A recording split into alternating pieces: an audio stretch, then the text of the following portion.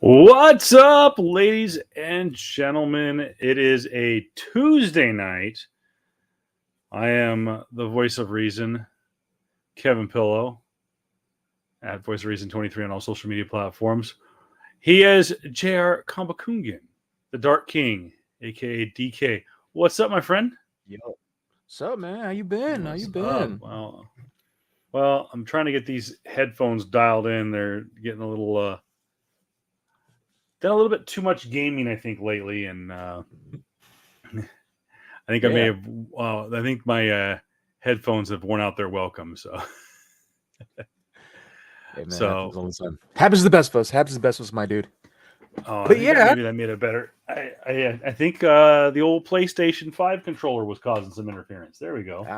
Well, yeah, it's a Bluetooth thing. So, like, on the top of that, man, like, how has your PS5 going experience been? I will say this.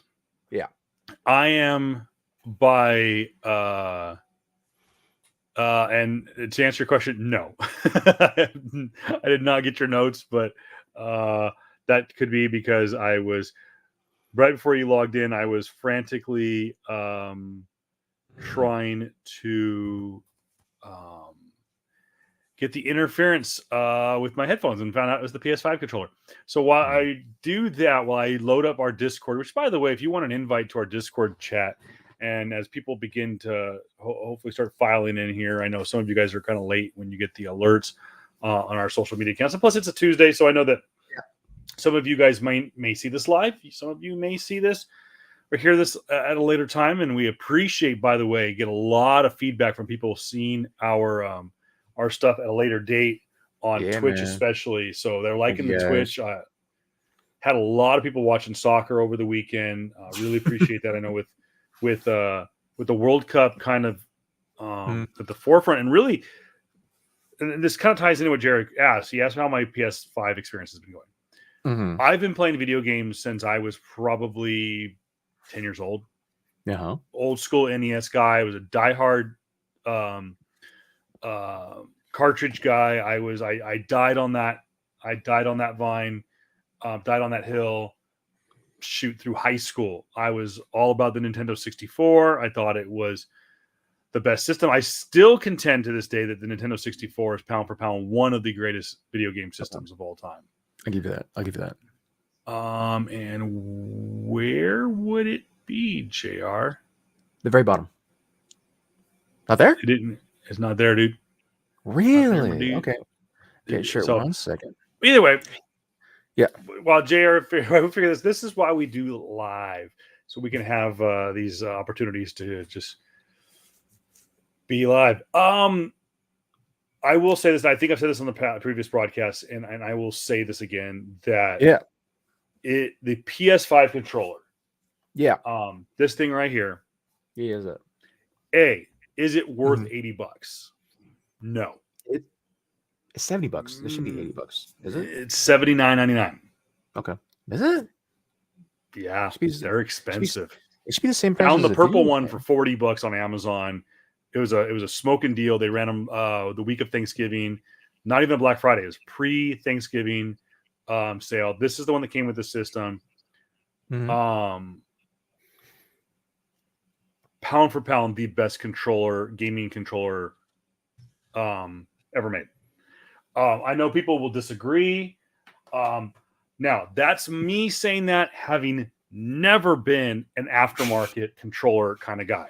I'm not one that goes on and buys the Modern Warfare 2 custom made, some dude in freaking Atlanta customize it where you hit the R button and it's like it like launches 42,000 bullets per second. I'm not. This is purely off the rack, stock controller made by the main manufacturer. Okay. Yeah. It is pound for pound, in my opinion, the best controller on the market. 100%. Of any of the major systems to have come out. Now I've got here within arm's reach. I just realized I had this in reverse order here. Yeah, I lined. No, never mind. I have the PS3 all the way to the right. Okay. Hold on. Continue. I'm opening up my that document here. Yeah, I will say that. Go ahead. This is the old PS3 controller. Basically the same, almost the same thing as the PlayStation 2 controller. Not bad for its time. PlayStation 4, not bad, not very durable. I'm not saying that I'm throwing my controllers anymore across the room. No rage quitting in this office.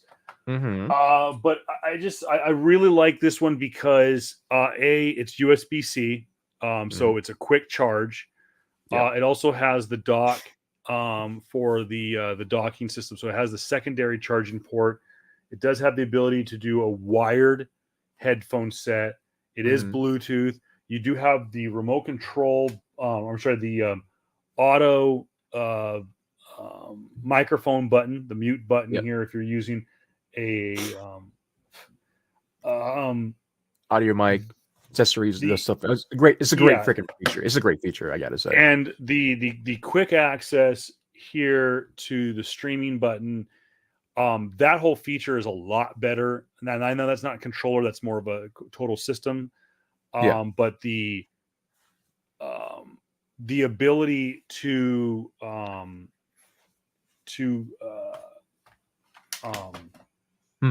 just instantaneous live stream. By the way, brought it back because it disappeared on PlayStation 4. Was they brought back the ability to stream to YouTube? Now that went away because YouTube, the rights for it was gone in PS4. There's a bunch of stuff.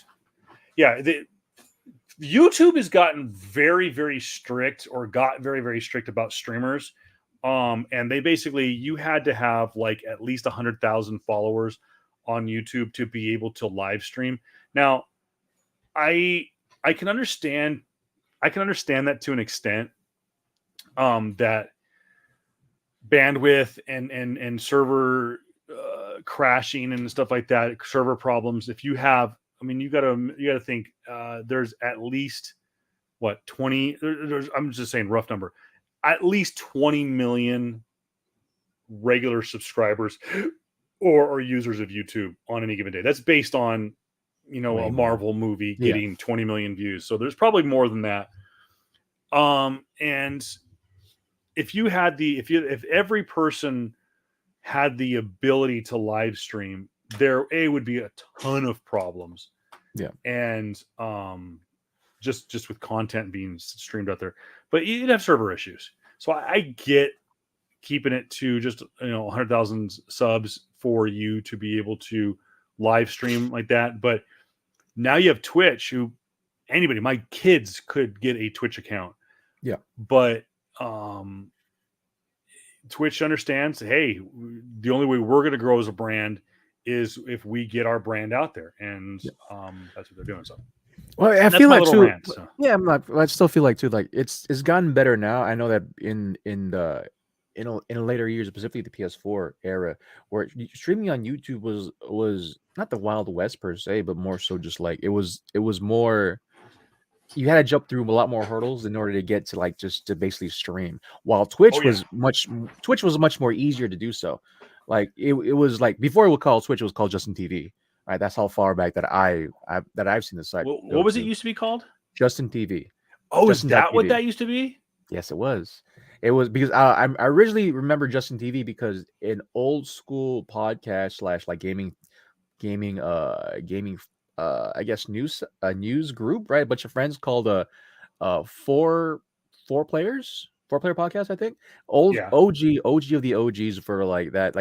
They won the original like streaming awards way back when, or podcast awards for streaming for gaming relevancy and gaming news. But that was like 10 years ago or so. So that's how I knew Justin.tv and how it became Twitch and how it became this huge and amorous thing that is today. Now because YouTube's trying to get back into the space of like, oh no, let's get these gamers again, right? Because like when you think about it too, like when it comes to gaming and YouTube, like they didn't even really need a stream because they had PewDiePie for the longest time. They had Markiplier.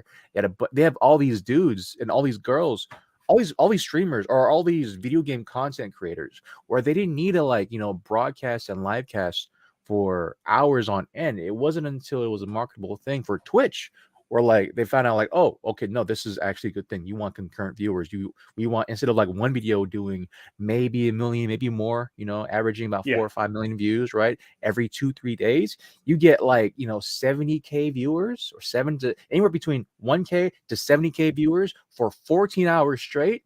Yeah, that's a lot of ad revenue. That's a lot of money per se. And so I understand now that YouTube wants to tap into that market, or has been tapping market by like getting these bigger name streamers to Tim the Tatman, Dr. Lupo, Valkyrae from a while ago, like all these big streamers that was once Twitch users now hopping onto the YouTube bandwagon. And like it's great now that we have that there is a much more ethical or much more,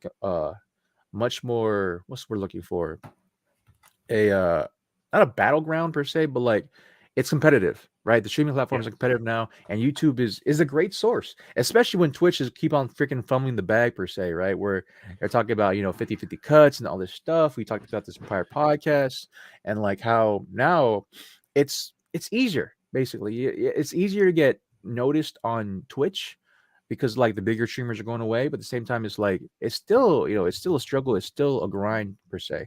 As for me though, going back on the PS4 the controller per se, yes, I do believe that this controller is the best controller. Granted, I will probably get the Pro edition of this controller, which comes out in January. I know that there's a people new are one. There is a new one coming out. yeah, I know that people are always been talking about like the SCUF controllers or like the That's the word I was looking for. Yeah. The SCUF controllers, which Yeah, they're the Pro S controllers. I know that that Xbox has come out with their own SCUF controller per se, and I know that PlayStation is somewhat trying to do the same now. But granted, instead of paying it is $70. I just checked, it is $70. Granted, the one that we have, right? If you're like these nice colorways, right? The red, I think you got the black. There's a blue one too. Those are like $5 more. Yeah, it's a midnight blue, those purple. I waited. I wanted $75. this one. This one, Yeah. Shit. Hey, I've dropped mine so many times, bro. They're sturdy. That was like a friggin' direct hit. Bro, I dropped mine so many times. They're sturdy. Yeah. So this one I got on Amazon. It's a straight from the Sony store on Amazon. So don't go like, oh, you bought an Amazon one. It's piece of shit. It's freaking it's an aftermarket. I'm like, no. I did my research. It's straight from Sony's website. It was distributed by Sony through an Amazon. So it's not like it's not like Acme Toys out of New Jersey. Regardless, you're getting it from Sony, and it's those ones, new colorways is $75. I think the one that I want to get is like 120 something, right? And it's pretty pricey. It's like basically 2 video games nowadays too. And kind of actually going into the topics, man. Granted per se, right? Yeah. Oh God, what number is this anyway? Episode. right? We haven't really been keeping up with the numbers per se. I know my boy here has been trying to do so, but like we just kind of missed a bunch of stuff. I even my listing with all of the things that we missed. There's some stuff that I just remember now we've missed. I'm pretty sure I will forget during the conversation of the show and topics, right? But granted, also I will say best controller I've ever played on. Yeah. And I played on like Xbox controllers too. The PS4 controller though, I will say the worst, because the amount of I have gone through so many PS4 controllers because of like just playing, I think the only game I played on PS4 religiously, right? Like over, I like instead of playing the tentpole games like God of War and all those, right? I pick up God of War for like 3-4 days, finish it, and I'm done with it the rest of my life until I want to go back to it, because like I want like if God of War Ragnarok, which did come out, which I am playing, which I got, which is great, right? A friend of mine had a digital copy, and Yep. he hooked me up. Appreciate it. So shout out to real quick. Shout out to my buddy Ernie, hooking up a brother. God of War Ragnarok. I'm gonna get around to it. I want to do about 1 or 2 more seasons with FIFA. But yeah, shout out to Ernie. He's a follower. But yeah, going basically what did I say again? Yeah, going from controller to controller, like the games I played with probably like Modern Warfare, right? Warzone, which is a heavy big thing. And so I would just the sticks, basically, the dead zones on these freaking sticks would die out. And so like I would go through like I legit 4 or 5 controllers for PS4, and those were pricey too. Yeah. And so going from like 4 or 5 controllers on PS4 to like maybe 2 controllers now with this, right? Great. I love it. Thank you. They finally listened. Granted, the drift too, the stick drift on the PS5 is pretty apparent as well, for like franchise games. But then hopefully that gets averted with the new Pro controller that Sony will release in January. But going to our news and notes, man, there is a lot of stuff that we missed. Yeah, there is. I mean, there's a lot of stuff we missed. I'm pretty sure there's again stuff that I haven't really touched upon yet, man. But like, oh good god, there's a lot of trailers that released too, man. Oh my gosh, yeah. Looking at this, we have Avatar: The Way of the Water, starring Sam Worthington, Zoe Saldana, Sigourney Weaver, Kate Winslet, directed by James Cameron. Of course, this is the long-awaited sequel to the 2008 smash hit Avatar, aka the bastard child of World of Warcraft, Fern Gully, and something else. And it's basically Dances with Wolves, but with blue people. That's it. So it was a cross between like Dances with Wolves, Fern Gully, and the like shaman level of like World of Warcraft. I remember when I first watched, we did a screening at Best Buy when I worked there, and which I know is not legal, but we didn't charge anybody for it. And I remember a bunch of us that were gamers got up. First off, there were the people that were the child of the 80s that were watching it and are like, this looks awfully familiar. And then when they were dealing with that scene with the bulldozers and stuff, we're like, oh my gosh, it's Fern Gully. And if you have no idea what I'm talking about, go Google it, go on IMDb and check it out. But it's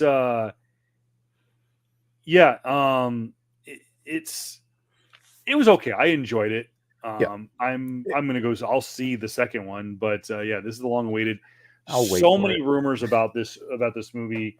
I was actually talking to a guy that I work with about this, who's, as he called it, when's my Blue People movie coming out? At one point, James Cameron wanted to have 10 of these movies made by now. He did an interview recently with Vanity Fair, I believe, or he said I believe has enough content in the can to produce, I think, up to 5 movies. He has, the second one is done. It comes out a week from Friday.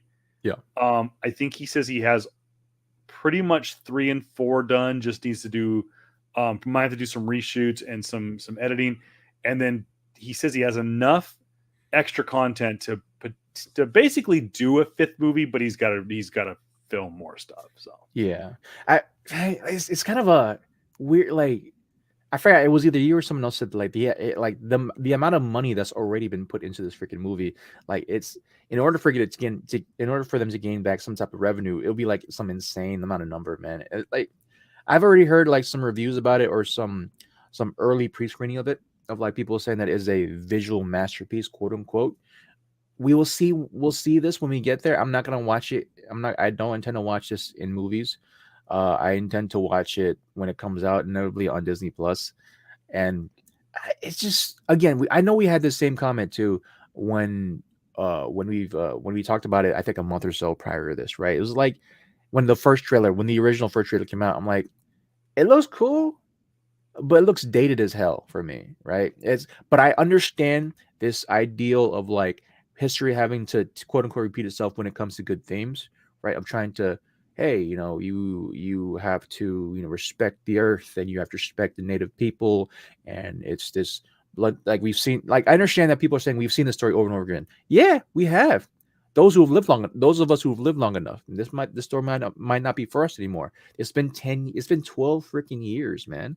And so it might be for the young kids coming up that might, want to question about, what questions about the world, what are the questions about native people, and what are questions about like wants to be one with the earth and all that stuff, man. And so I understand why these stories need to be told, but like, damn, bro, it's like every time I see more and more of like this, like the stuff that I've seen, it's kind of twofold for me. Like, damn, like we really that stupid? You expect us to be really you expect us to be really that stupid, right? Like it's also intelligence, but at the same time, I'm like, damn, we really are that stupid because like when you look at the political climate and when you look at everything else, I'm like, oh yeah, we're really that fucking stupid. We need to be reminded every now and then to say, hey, stop fucking up the world. It's only one of people, like one of us, like the natives, of the natives of a certain land. Like maybe they got a right to it way more than those who've come to quote unquote take over. But yeah, it's this ongoing discussion of humanity, and I get it. I'm not gonna watch it because one, it feels like 12 years too late for me because Yeah, that's the that's thing. Like that's that's the kind of biggest my thing. is it's I, and who knows? I just sorry like, to interject.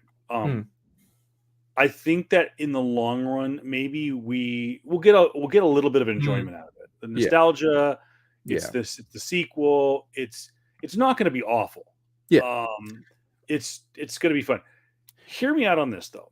Mm-hmm. Look at James Cameron's track record as not just a director, okay, but a pioneer.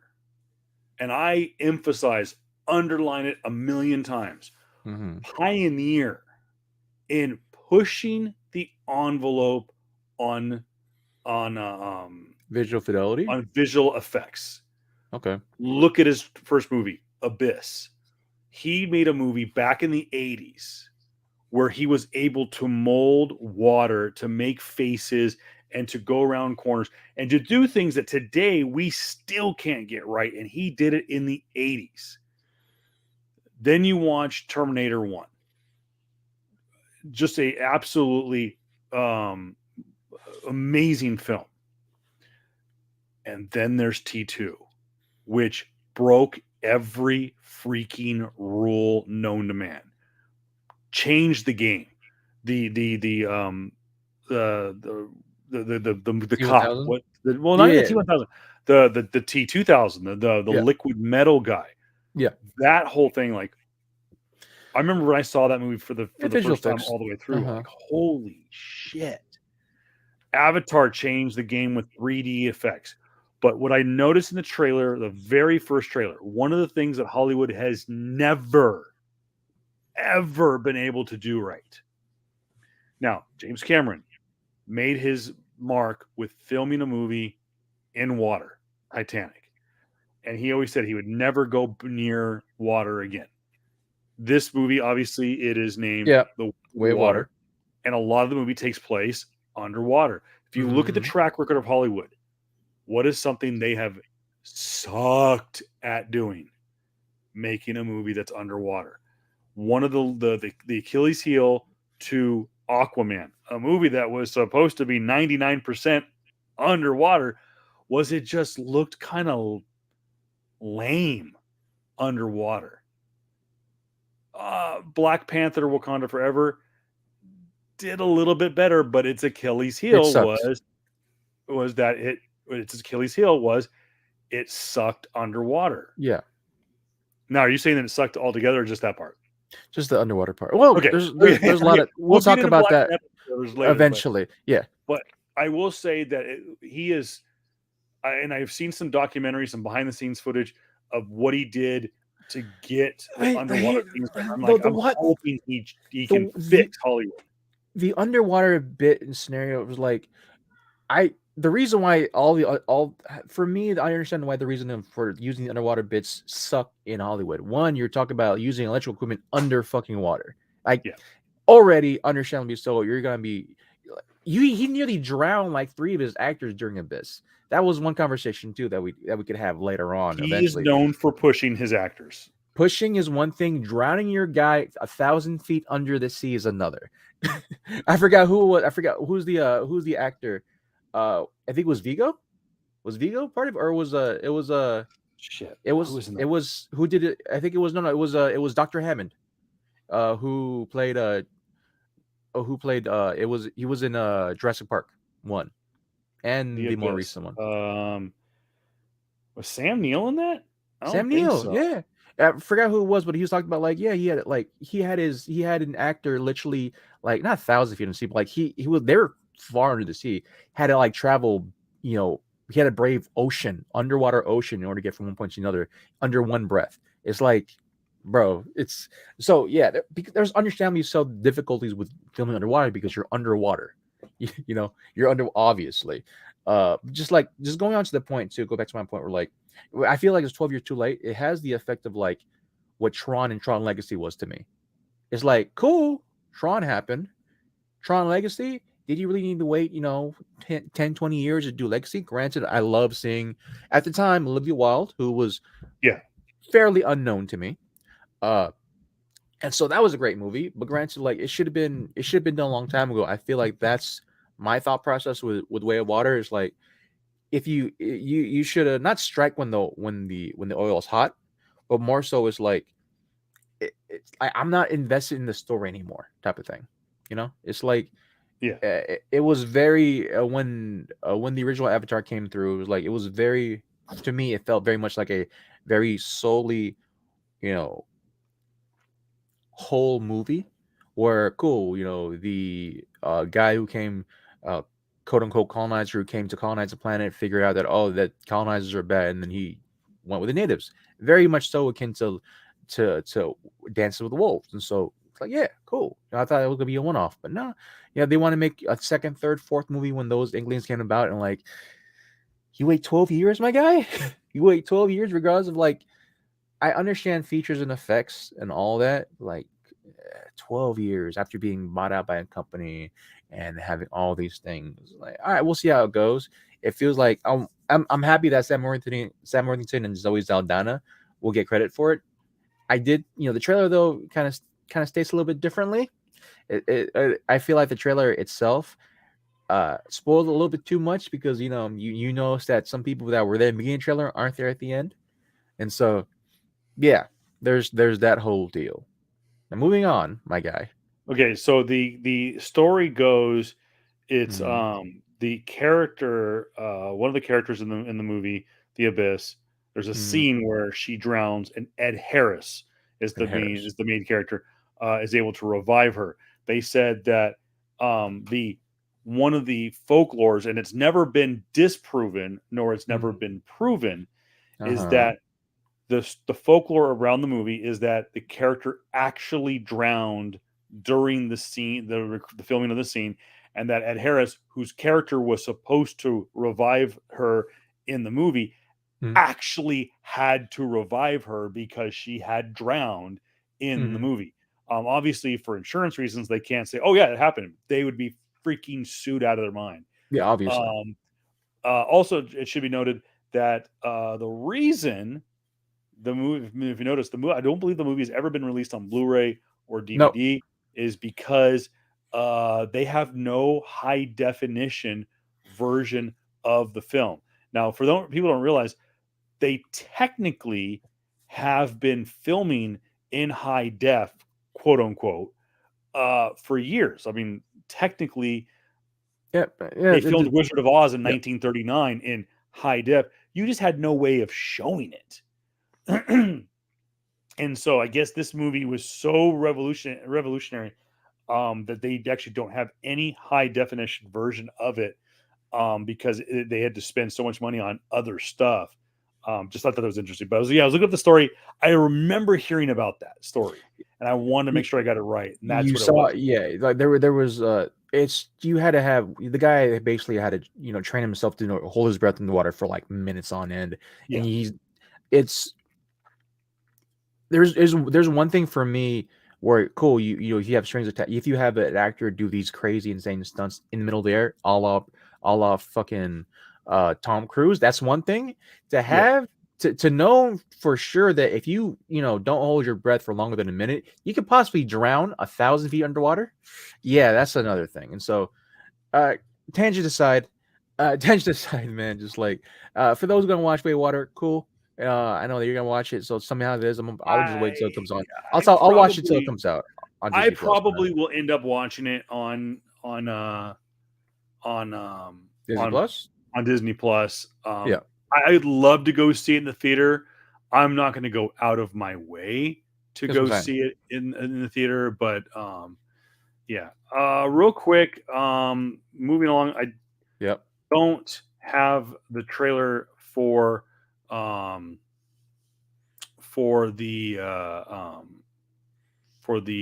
what's it called? The latest the movie Avatar that we're just talking about. Duh, Kevin. Yeah. But what I do have is the trailer coming up here in just a second. Let me just give me 1 second. I gotta get back to my screen here. Where did it go? Bear with me. I'm trying to multitask here. I'm gonna try to bring it up here.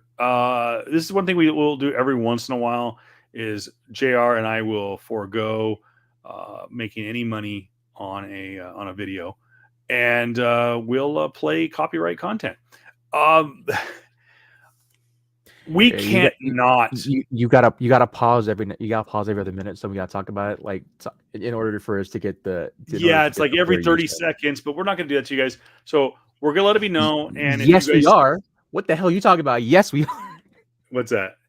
No, go ahead. Go. No, what were you saying? No, yes, we are. What the hell are you talking about? Yes, we are gonna pause it every 30 freaking seconds because we're gonna talk about Chris Pratt's fucking horrible accent. But yeah, let's go. Okay, well, we will do that then. Let's do this here. Let me see if I can do. Hold on. Maybe I can see if I can bring it out of another. I have to bring it out of another screen here so I can record. Okay. Play it, dude. You're good. We don't own the rights to this movie. Just let it know. Mm-hmm.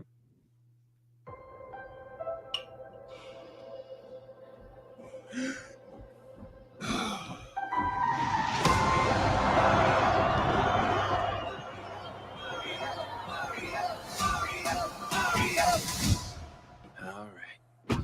Let's go.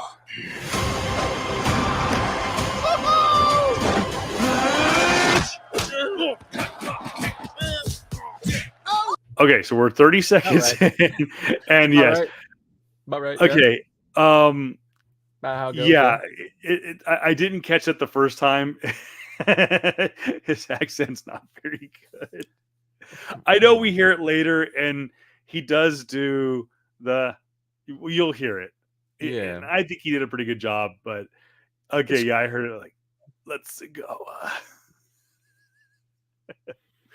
Tell me you're still not going to go see this movie, though.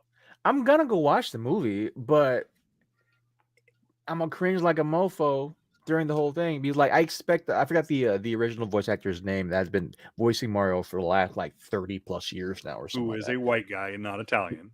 Yes, he was a white guy and Italian, but at the same time, it's like this is what you pay for type of stuff. Like, you can get that guy at least do it. So. And I think, too, let me see. The voice of Mario, who's been doing it for years, is not the original. Yeah. But the current one that's been doing it.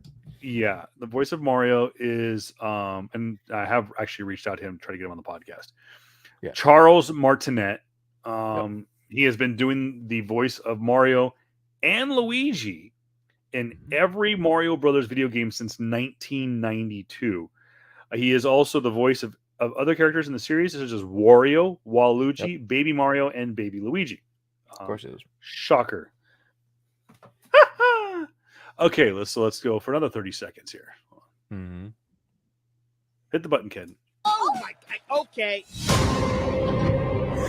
Not sure if you know who I am, but I'm about to rule the world. Wow. Yay. But there's one problem. There's a human, has a mustache, just like you. Do you think I know every human being with a mustache wearing an identical outfit with a hat with the letter of his first name on it? Because I don't. Okay, now, do you have a problem with Charlie Day playing Luigi? Yes. Because hear me out. I'm coming from the standpoint of like, my childhood nostalgia come back at me, right?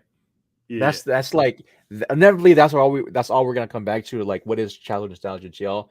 These motherfuckers don't sound like Mario and Luigi to me. Granted, like I can definitely look past that because like it's just awesome to see a Mario Bros movie. But the one thing too that kind of irritated me was more so Toad's voice. Toad's is like gnarly ass, like really raspy voice. I don't know who plays Toad in it, man. Like it's such a departure. It's such a departure from Toad. Granted, like I probably wouldn't like hearing the same raspy Toad voice for the next hour and whatever minutes, whatever the movie goes for. But like, it would be like having. I don't know. It would be like having. Toad is Keegan-Michael Key. Keegan-Michael Key. Really? Peel? So here's the actors list. Chris Pratt is playing Mario. Anya Taylor-Joy is Princess Peach. Yeah. Charlie Day is Luigi. Jack Black is Bowser, is who I'm Bowser, 120% okay with. I'm cool with that. Yeah. Keegan-Michael Key is Toad. Seth Rogen is Donkey Kong. Fred Armisen is Cranky Kong. Sebastian Maniscalco is Spike. Charles Martinet is in the movie with an undisclosed character. He just should do all the voices, man. Just have I can understand Chris Pratt playing the main lines and just have Charles do like the lines and the sounds that Mario's been known for entirety of his basically his vocal career. Like that's my thing. It will probably be easy for me to get over because I got over Sonic pretty easily too, right? When Sonic's voice initially came out, like I didn't really expect Sonic to sound like that. But actually, I think wasn't Sonic's voice actor the same voice actor from the original like animated series? Let me see. No, I think it was different. I'm not 100% sure, but I think it was different. Growing up with not only with the Bowser is coming. Together, we are going to stop that monster. How? Look at us. We're adorable. Oh, I got this. No problem. Yes! Come on, Mario! Our big adventure begins now! Get it off! Get it off! Get it off! I will say I love all the little subtle references throughout the Mario Brothers. Not just the main games, but like everything they've been in. I'm actually really, really kind of getting geeked for this movie. I get why they have Chris Pratt and they went with a quote unquote all-star cast. And again, we're seeing the trailer. And they did these recording sessions, and you may have the director go back and say, you know what, Chris, dude, you need to let's almost like overdo it a little bit because Mario was almost a little over the top, and I get this is the same people that do that are doing the Minions and Despicable Me and stuff like that. So it's there is that kind of layer of sarcasm and kind of random humor that kind of like that, like you said, that Yeah. Yeah. You're trying to go for appeal. Yeah, I get it. Yeah, you're trying to go for appeal anyway too. And like, granted, like them getting Anya Taylor-Joy, that's a great get. Chris Pratt, yes, understandably so. I'm gonna watch the movie. That's it. I just want to see how it is. Like, maybe it's just me not trying to get over my nostalgia of like, I don't know. Well, granted, I will say this: watching the live action Super Mario Bros., I'm much more hopeful for this movie. Yeah. And don't John get me wrong. Leguizamo as Luigi. I don't know. So See, here's my problem with the Super Mario Brothers movie in '93. mm-hmm. Bob Hoskins and John Leguizamo as Mario and Luigi, respectively. Mhm. On paper, that's not bad. It's not. But the problem is they went a completely different direction. They went They super cyberpunk. They which is went weird very to me. cyberpunk, Total Recall, and Yeah. in their defense, that's what was kind of big in 1993. Mm-hmm. But you're coming off the cartoonish, They went dystopian cyberpunk. Which was like, oh, that's interesting. yeah, you're coming off the Super Mario Brothers Super Show with Captain Lou Albano and Danny Wells, who played Luigi, who I'm sure none of you are going to know who Danny Wells is, and he was just a kind of a bit actor. But Captain Lou Albano, of course, of the WWF fame, he's a WWF Hall of Famer. Actually, I thought played Mario pretty well. You had that, and then of course he voiced the character in the original 80s cartoon. So that's who I knew. Bob Hoskins, who I knew from Who Framed Roger Rabbit, having him. If you had put the two of them in a red and green jumpsuit or overalls and still kind of did the cyberpunk, but the problem is there was no correlation to the video game. It was almost who played these characters. Who played Princess Peach in that movie? It was in 1993, and I'm trying to just remember like what was the quote unquote meta of '93. Action hero stars. Well, here's the thing: bigger than life type of thing. The character, the main protagonist, female protagonist, his character's name is Daisy. Was Daisy instead of Peach?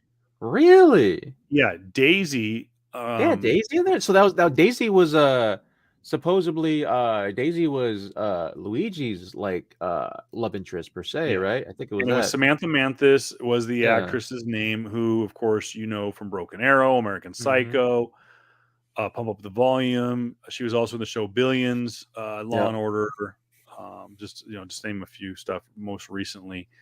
Trying to think of what she was in back in the day. She was in she was Frank Castle's wife in the Thomas Jane Punisher. Okay, that's who I wrote. Okay, I like her.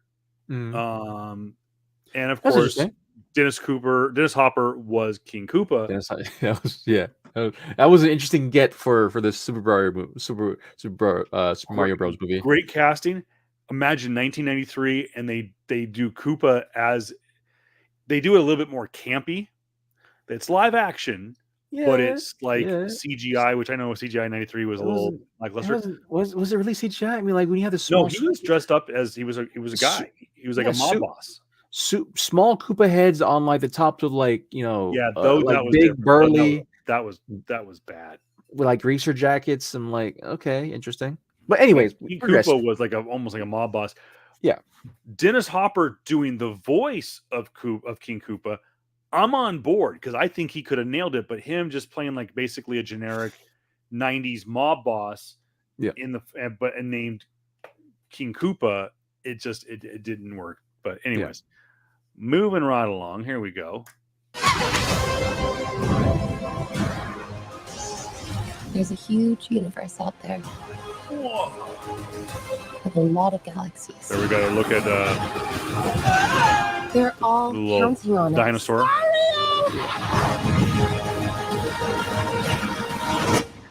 No pressure. Okay, so this is the climax of the. That was a great way to stop right there. Just finish. No, just finish the whole thing. Finish the whole thing. All right, so here we go. This was like I geeked over this scene.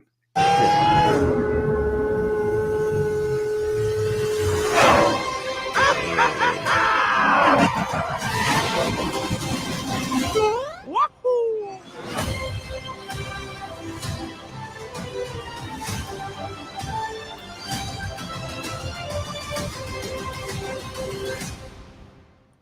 And of course, for those who don't know, Illumination is, of course, like we said before, was I like the, my barefoot Pinot Grigio like I like my football stop. season. We don't care about you. Well, I do. I like the actor. What's his name? But it is made by the same people that made, like I said before, Minions and Despicable Me, and so on and so forth. Other than Chris Pratt's terrible Italian accent, and potentially Charlie Day's, I think it's going to be a lot of fun. Yeah, I mean, I'm gonna watch the movie for it being a Super Mario Bros movie, and so they're looking like all the greatest hits, right? Looking like it's a little bit of Super Mario Galaxy, looking a lot of like what's called the Super Mario Karts, right? Mario Karts, Super Mario Karts, Mario Kart. and looking like maybe a little bit of Super Smash as well. So that it looks cool. It looks interesting. It got the basic hits and all that stuff. And so, I mean, granted, I'm a go in it with like just a love of like, cool. Let's go have fun with it. I'm gonna have the exact same thoughts of like when I initially was going to watching Sonic, right? So, trying to keep an open mind. I get that that Nintendo want to get in the in crowd with the Western people, right? And so they got Chris Pratt, Anya Taylor-Joy, they got a bunch of people, and so hey man, they just gave the Illumination, the studio, kind of like free range to say, hey, just make a good movie. That's it. So I'm cool. I'm cool with it. Chris Pratt, I love him as an actor. I don't know how I feel yet about him being about Mario, and so we'll see after the movie for me, man. But yeah, the movie does come out next summer, and well, let's not stop there. Since I figured if we're gonna get copyrighted, let's go big or go home. Yep, that's right. You see the big letters. You know what they say. Yep. So yeah, Super Mario Brothers releases next spring. I apologize, April 7th, 2023. Again, like JR said, Chris Pratt, Anya Taylor-Joy, Charlie Day, Jack Black, and more. Of course, Keegan was it Keegan Bradley Key? That was his Keegan Michael Key. Keegan Michael Key. Like you said, it's going to be a smart alecky slapstick version of Super Mario Brothers, but I still think it's going to be a lot of fun. Real quick before we get into some Marvel stuff, including some comments made by Quentin Tarantino, let's show you the latest trailer. Now, we could play 2 or 3 more trailers. Just to note, we did finally see a trailer for Indiana Jones 5. That's right. We can save that. Maybe we'll save that for one of our stuff coming up this weekend. We did also get a couple more scenes in kind of a best of Ant-Man kind of amalgamation. They did see a few new scenes, but not much, in the form of Ant-Man and the Wasp: Quantumania. That was pretty much it. But this was the biggie because I think a lot of people have this circled on their bingo card for 2023. And that is Guardians of the Galaxy Volume 3. This was a very emotional. This is probably outside of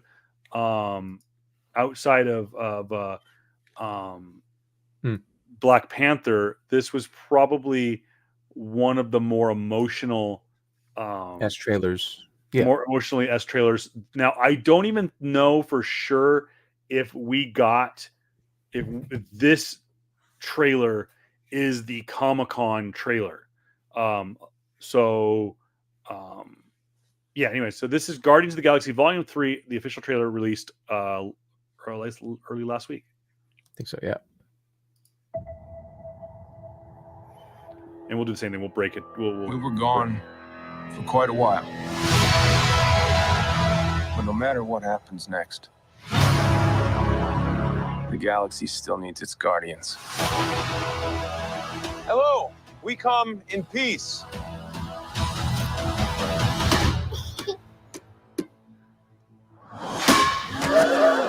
Come on, Drax. Seriously, dude? No! Ow! All right. Signature, what's his name? James Gunn kind of humor. Yeah. Just not giving a shit. I love that when he throws the ball at the little kid. Yeah. What do you? This is the first thing that jumped out at me. Being a comic book fan, Mhm. the first thing that jumped out at me, the very comic book accurate costumes. The Guardians costumes have all been kind of free range, with Yeah. the exception of the final scene in Guardians 1. They've never really had a unified uniform. So they are wearing the symbol of the Guardians. Some will say it's the Ravager logo. Mhm. And of course, we'll explain next or this weekend, if we've got time to do our MCU Phase 4. We'll talk about what we know now about the Guardians in correlation with the Ravagers / a few other things. Yeah. Yeah. So, anyways, anything else from that opening? What do you think? No, not yet. Not yet. Just keep going.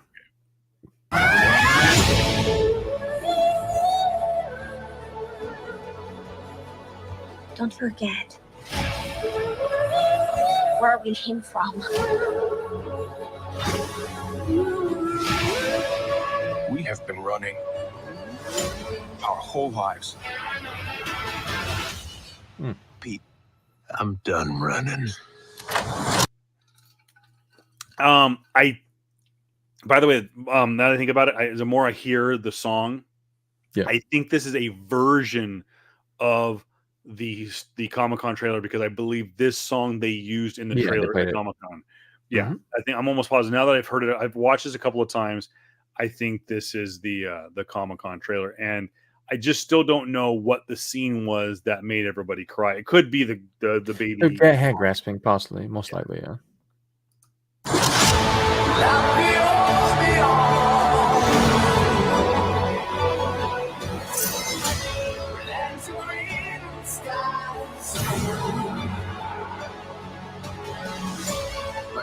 We'll all fly away together. One last time. Into the forever and beautiful sky. Okay, so there's our first look at your boy, Mm-hmm. Adam Warlock, Yep. character we thought that would appear in all the way back in like phase 1, phase 2. That he was Yeah. when we knew that things were lining up towards the Infinity Gauntlet, we were going to get to see Adam Warlock. They obviously are doing a different direction with the Mind Stone. What do you think of? He looks good. Look, Overall, he looks good, man. He looks good. I was kind of hoping they would go with the golden skin, like they should have, man. But like, yeah, he looks good. And they do still have the stone in his head. It's not the Mind Stone. Yeah, it's interesting how they didn't have the Mind Stone in his head. So maybe, possibly, that will happen inevitably. I think they said that I think someone had told me that in the comic books after Infinity Gauntlet and Infinity War, the comic books, that because much like Vision does in Infinity War, he has the stone ripped out of his head, not by Thanos, but it's removed in the comic books. It's removed in the comic books. I believe the Mind Stone is removed from Adam Warlock's head in a similar fashion. It was his evil self, I think. Yeah, because because I think that like there's an evil version of himself in the future, so I think called Magnus or something. I think that's right. There's an evil Adam Warlock. Yeah. Mm-hmm. Yeah. So, but yeah, so there, I do know that Adam Warlock does have that signature stone in his head. So maybe James Gunn will explain. Maybe this stone has, and the other thing too to take into consideration is this the Adam that we saw hinted at the end of Guardians 2? But is. we also deal with the multiverse. This could be an Adam Warlock from an Maybe. alternate timeline that does have the Mind Stone still in his head, but it does not look like it. It looks like he just has some kind of gem in his forehead. So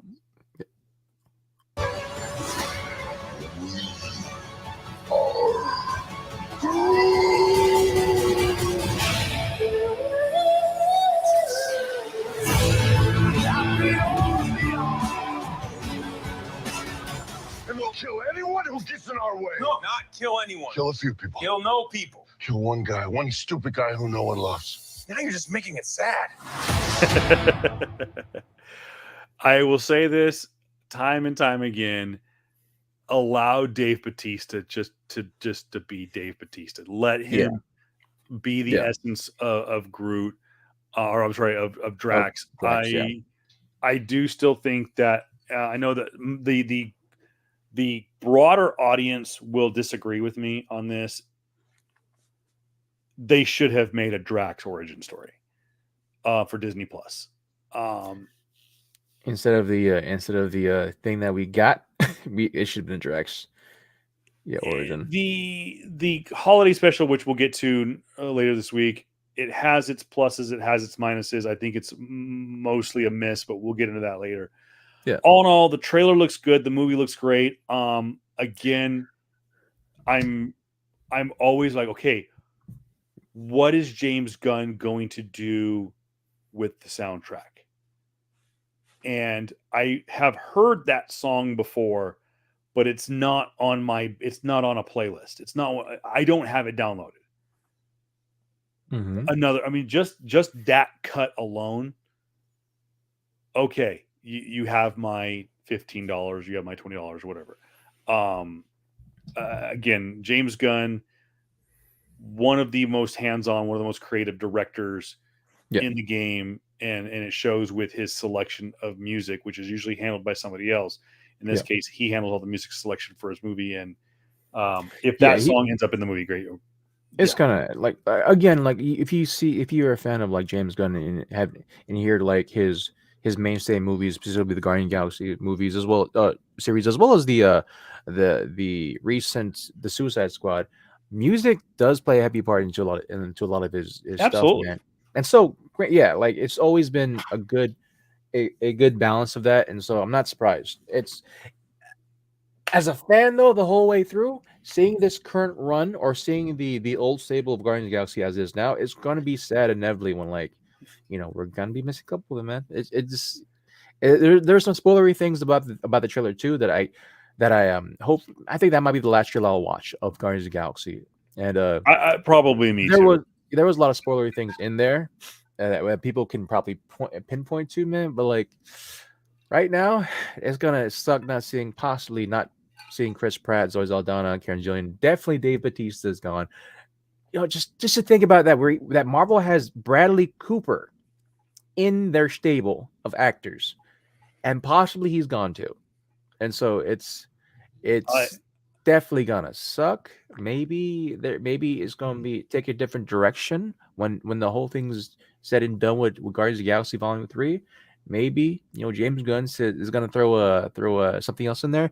Is he gonna do press now for the movie? Maybe not. But overall, I'm just hoping that a lot of the stable of the series, they go off and their sunsets of like after the series, man. And I think it will be too, because the way James Gunn's contract, from what I understand, I'm not a entertainment lawyer by any stretch of the imagination. I don't even play one on TV. Is obviously Marvel Entertainment owns the rights to the characters. Yeah. Marvel Studios owns the right to put the characters on the big screen. But from what I understand, and I could be wrong, I very well could be wrong, is that James Gunn has some kind of creative control over how the characters are portrayed on screen. And he was given final cut to make Volume 3. It is a far gone conclusion that Drax, probably Nebula, Mm-hmm. probably Gamora, Mm-hmm. and I would say probably Rocket, which Yeah. would. I think to be honest, I think the only person who's safe is Chris Pratt. Really? And Star-Lord. I still think that this movie ends with all of the Guardians dying. Spoiler alert. Sorry. I should have I should have It's theory. We're theorizing. I think Chris Pratt might be the first to go. To be totally honest with you, I think he might be the first. Well, Like, Drax is a given. He's already said, "Fuck you, I'm out." Yeah. And he's already, I think, signed on to do to go to DC. of course. Actually, I think he might be taking a break, but I bet you he ends up with DC. Oh yeah, 100%. I think Karen Gillan, who plays Nebula, I think her contract is over. I think she's taking a break. Good. So Good for her. she has no bad blood.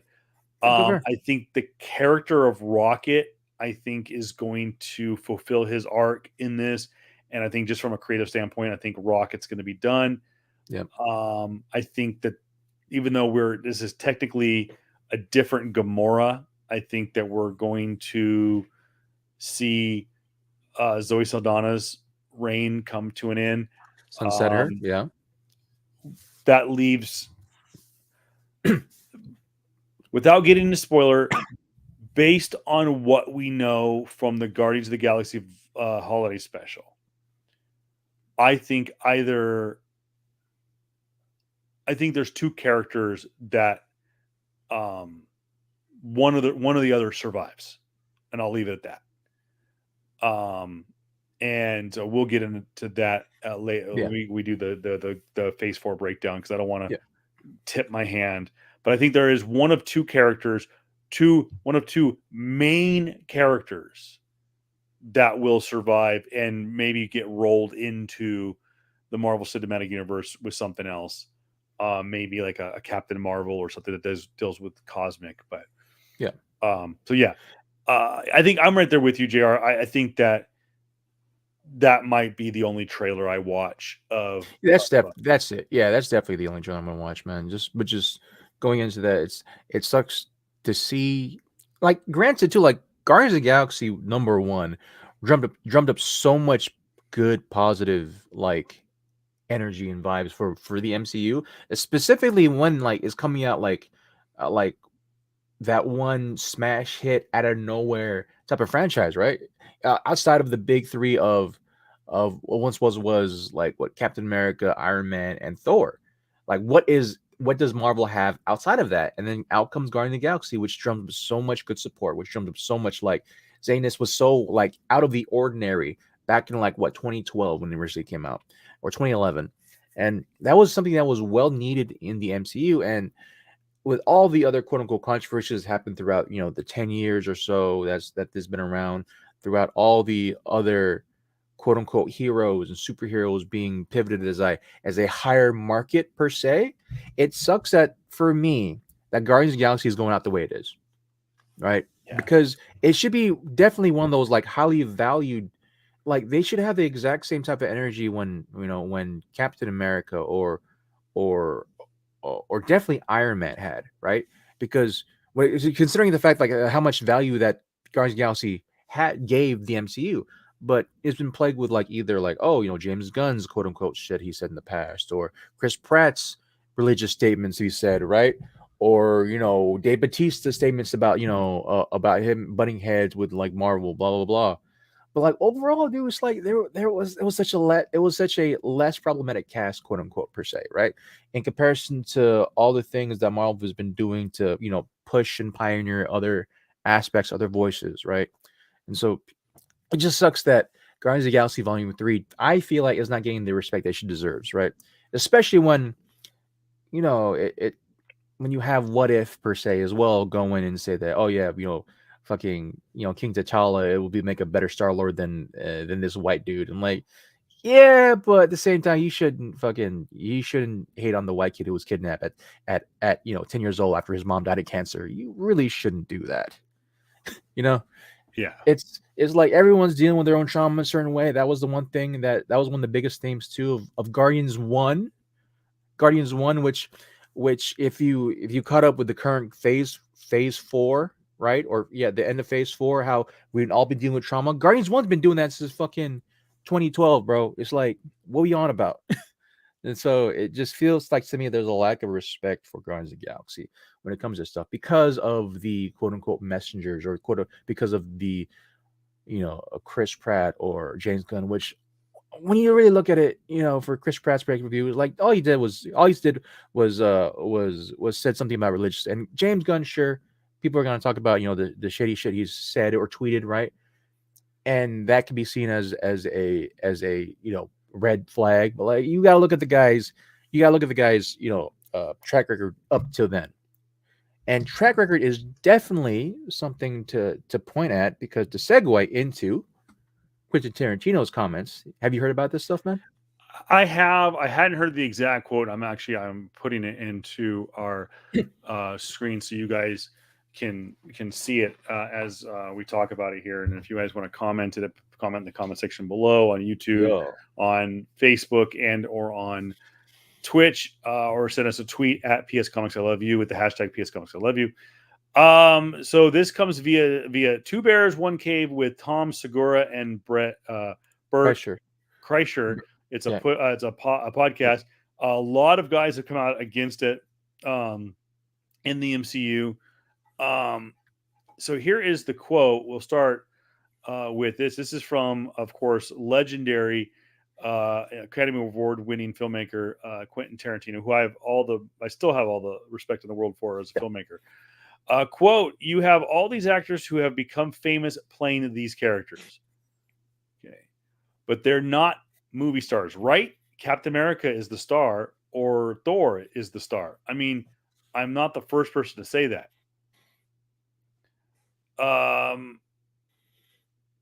I think it's been said a zillion times, but it's like, it's these franchise characters that become a star. Now, I beg to differ. Let's run the gamut here. Let's go with film number one. Wait. Before you do that, there was actually more to that quote too, I think. That was good. Yeah, I want to add more to that quote, but go ahead. A lot of other places have a lot of other publications have been putting out that they cut off that quote. There's a video of the whole thing too. They have a podcast too. He also says part of the Marvelization of Hollywood is you have all these actors who become famous for playing these characters, right? That's the initial beginning of it. He also talks about just like how he used to be a Marvel fan himself. He also said, "Look, I used to collect Marvel comics like crazy when I was a kid. There's an aspect that if these movies were coming out when I was in my 20s, I would be totally fucking happy and totally love them. I mean, they wouldn't be the only movies being made. They would be movies amongst other movies. But I'm also 60, so yeah, I'm not quite excited about them. My only axe to grind against them is that they're all the only things that seem to be made.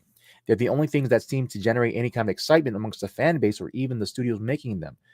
That's what they're excited about, and so it's just that the fact that they're the entire representation of the era of movies right now. There's not really much room for anything else. That's my problem. So that was the initial thing. He's not wrong. Yeah, that the studios like WB, like Warner Brothers, Disney, pretty much those two right there. Yeah. And well, Warner Brothers kind of is the one that kind of has Harry Potter, but pretty much between Warner Brothers and Disney, they have a tent pole in almost every month of a theatrical season. Yeah. And Marvel seems to run it's pretty much in charge, because though they weren't the first to build a cinematic universe, they were the ones that take it to a grandioso level. Yeah. And it always was going to have to be done that way. It was going to have to be done. And I know that back in the day, I think Fox or someone tried to play nice with Sony, and they were going to have X-Men show up in a Spider-Man movie and Spider-Man show up in an X-Men movie. So they've tried to do this, and nobody's been able to pull it off. And in Marvel Studios was able to pull it off by the help of Paramount and Universal and then eventually Disney. Mhm.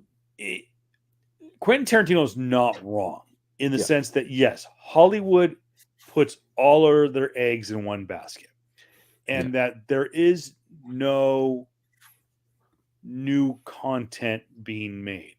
In 1977, Star Wars was a groundbreaking film. Now it's an ATM machine. Raiders of the Lost Ark, one of my favorite movies of all time, top 5, maybe almost top 3, could be damn near close to a perfect film. Yep. Has spurned a 5 movie franchise and theme park rides and lunchboxes and stuff like that. Yeah. Marvel and DC movies, Batman, comic book movies, you have to put in their own category. Yeah. Though you have movies like at the time, The Watchmen, which was groundbreaking. Not a big fan of it, but at the time it was groundbreaking. You have movies like Batman Begins and The Dark Knight, which are obviously masterpieces that stand by themselves, that happen to be a movie involving a guy who dresses up like a bat. Other than that, you switch the. Think about this. You take Batman out and keep the characters the same. That's a fantastic film. You still have Bruce Wayne. You still have this character, this billionaire, philanthropist, playboy, who doesn't dress up like a bat, but is still some kind of vigilante. Yeah. It's a fantastic film. Us nerds freaking love it because it's Batman. Yeah. But you can still have Heath Ledger dress up as the Joker. Who gives a shit? But he's not wrong that there. And I've had this conversation is that there is no quote real movies out there anymore. No one's making quote unquote real movies. Here's why. Go ahead. I'll say my point afterwards. Go ahead. Sorry, I just don't want to forget this. The real movies that are being made are made for, it seems they're very, I'm going to fucking say it. I'm just going to fucking say it. They're woke. No one makes entertaining movies anymore.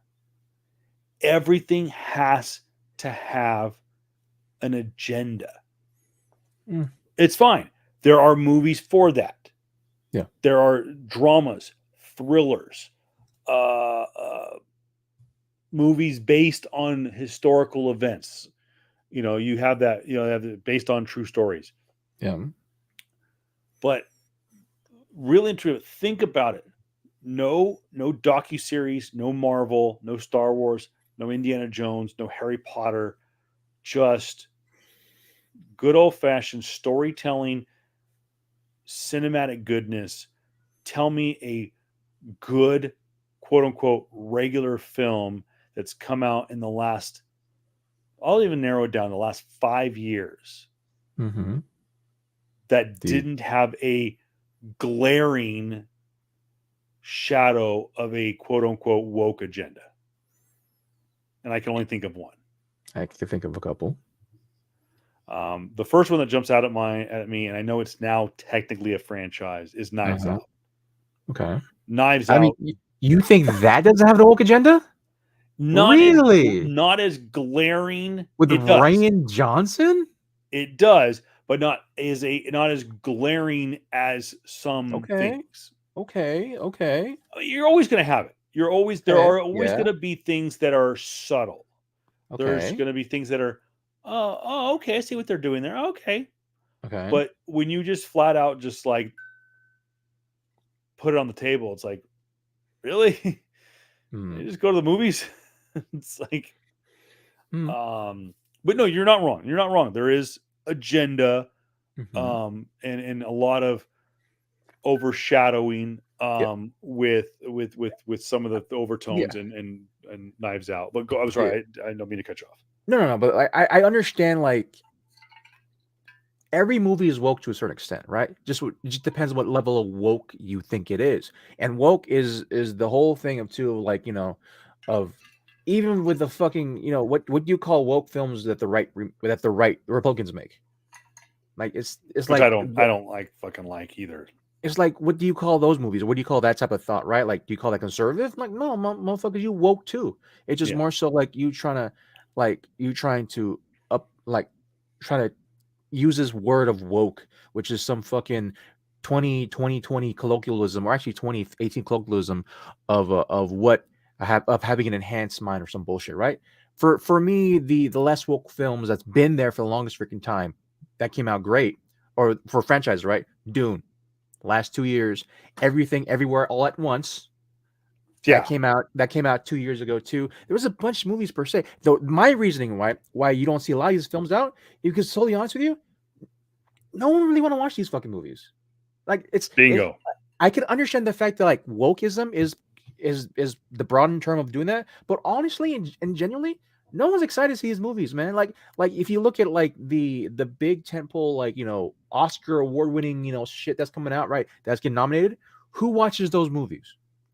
It's in comparison to, like, who watches Marvel films. I think that's the biggest play here too. You're always gonna have. We've always had for the longest time these big, huge tempo movies of, like, blockbuster movies. Like, you wouldn't have the same energy when fucking when fucking Arnold Schwarzenegger was peddling out Terminator 1 and 2. You didn't have the same energy when freaking you had Die Hard 1, 2, 3, 4, 5. When they were still making the hundreds of $1 million, when inflation wasn't super crazy high. But I understand the notion of this. It's this whole thing of, like, rather than woke films, he's looking at artsy films, because, again, we're talking about Quentin motherfucking Tarantino. It's like, bro, like, I get it. The one of the biggest things is market appeal and commercialism, and this is just the whole thing of, like, commercialism and capitalism in full flex. If you don't make money, guess what's going to happen?